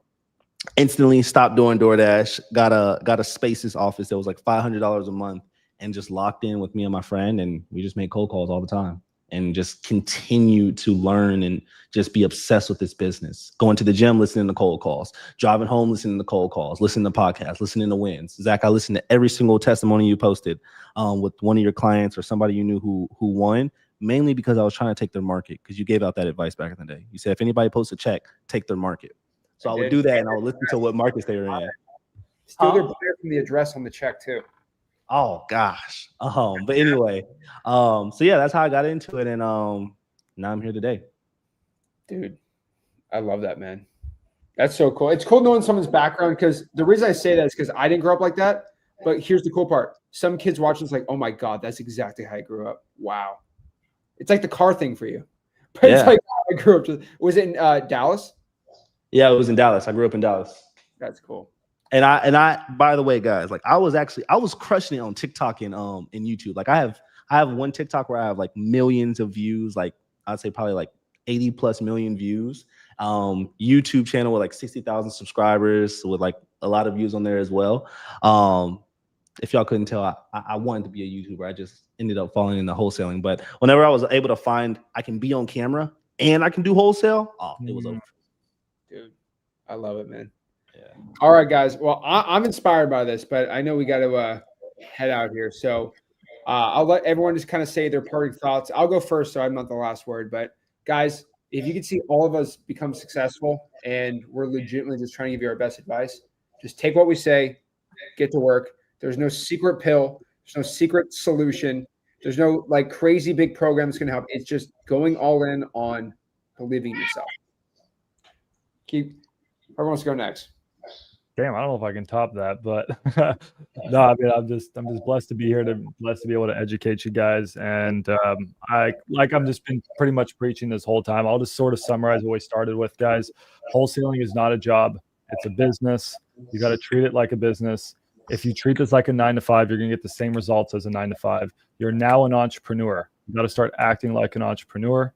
That means you want results. You need to what was my abbreviation? Anyways, you just need to start locking in and focusing, guys.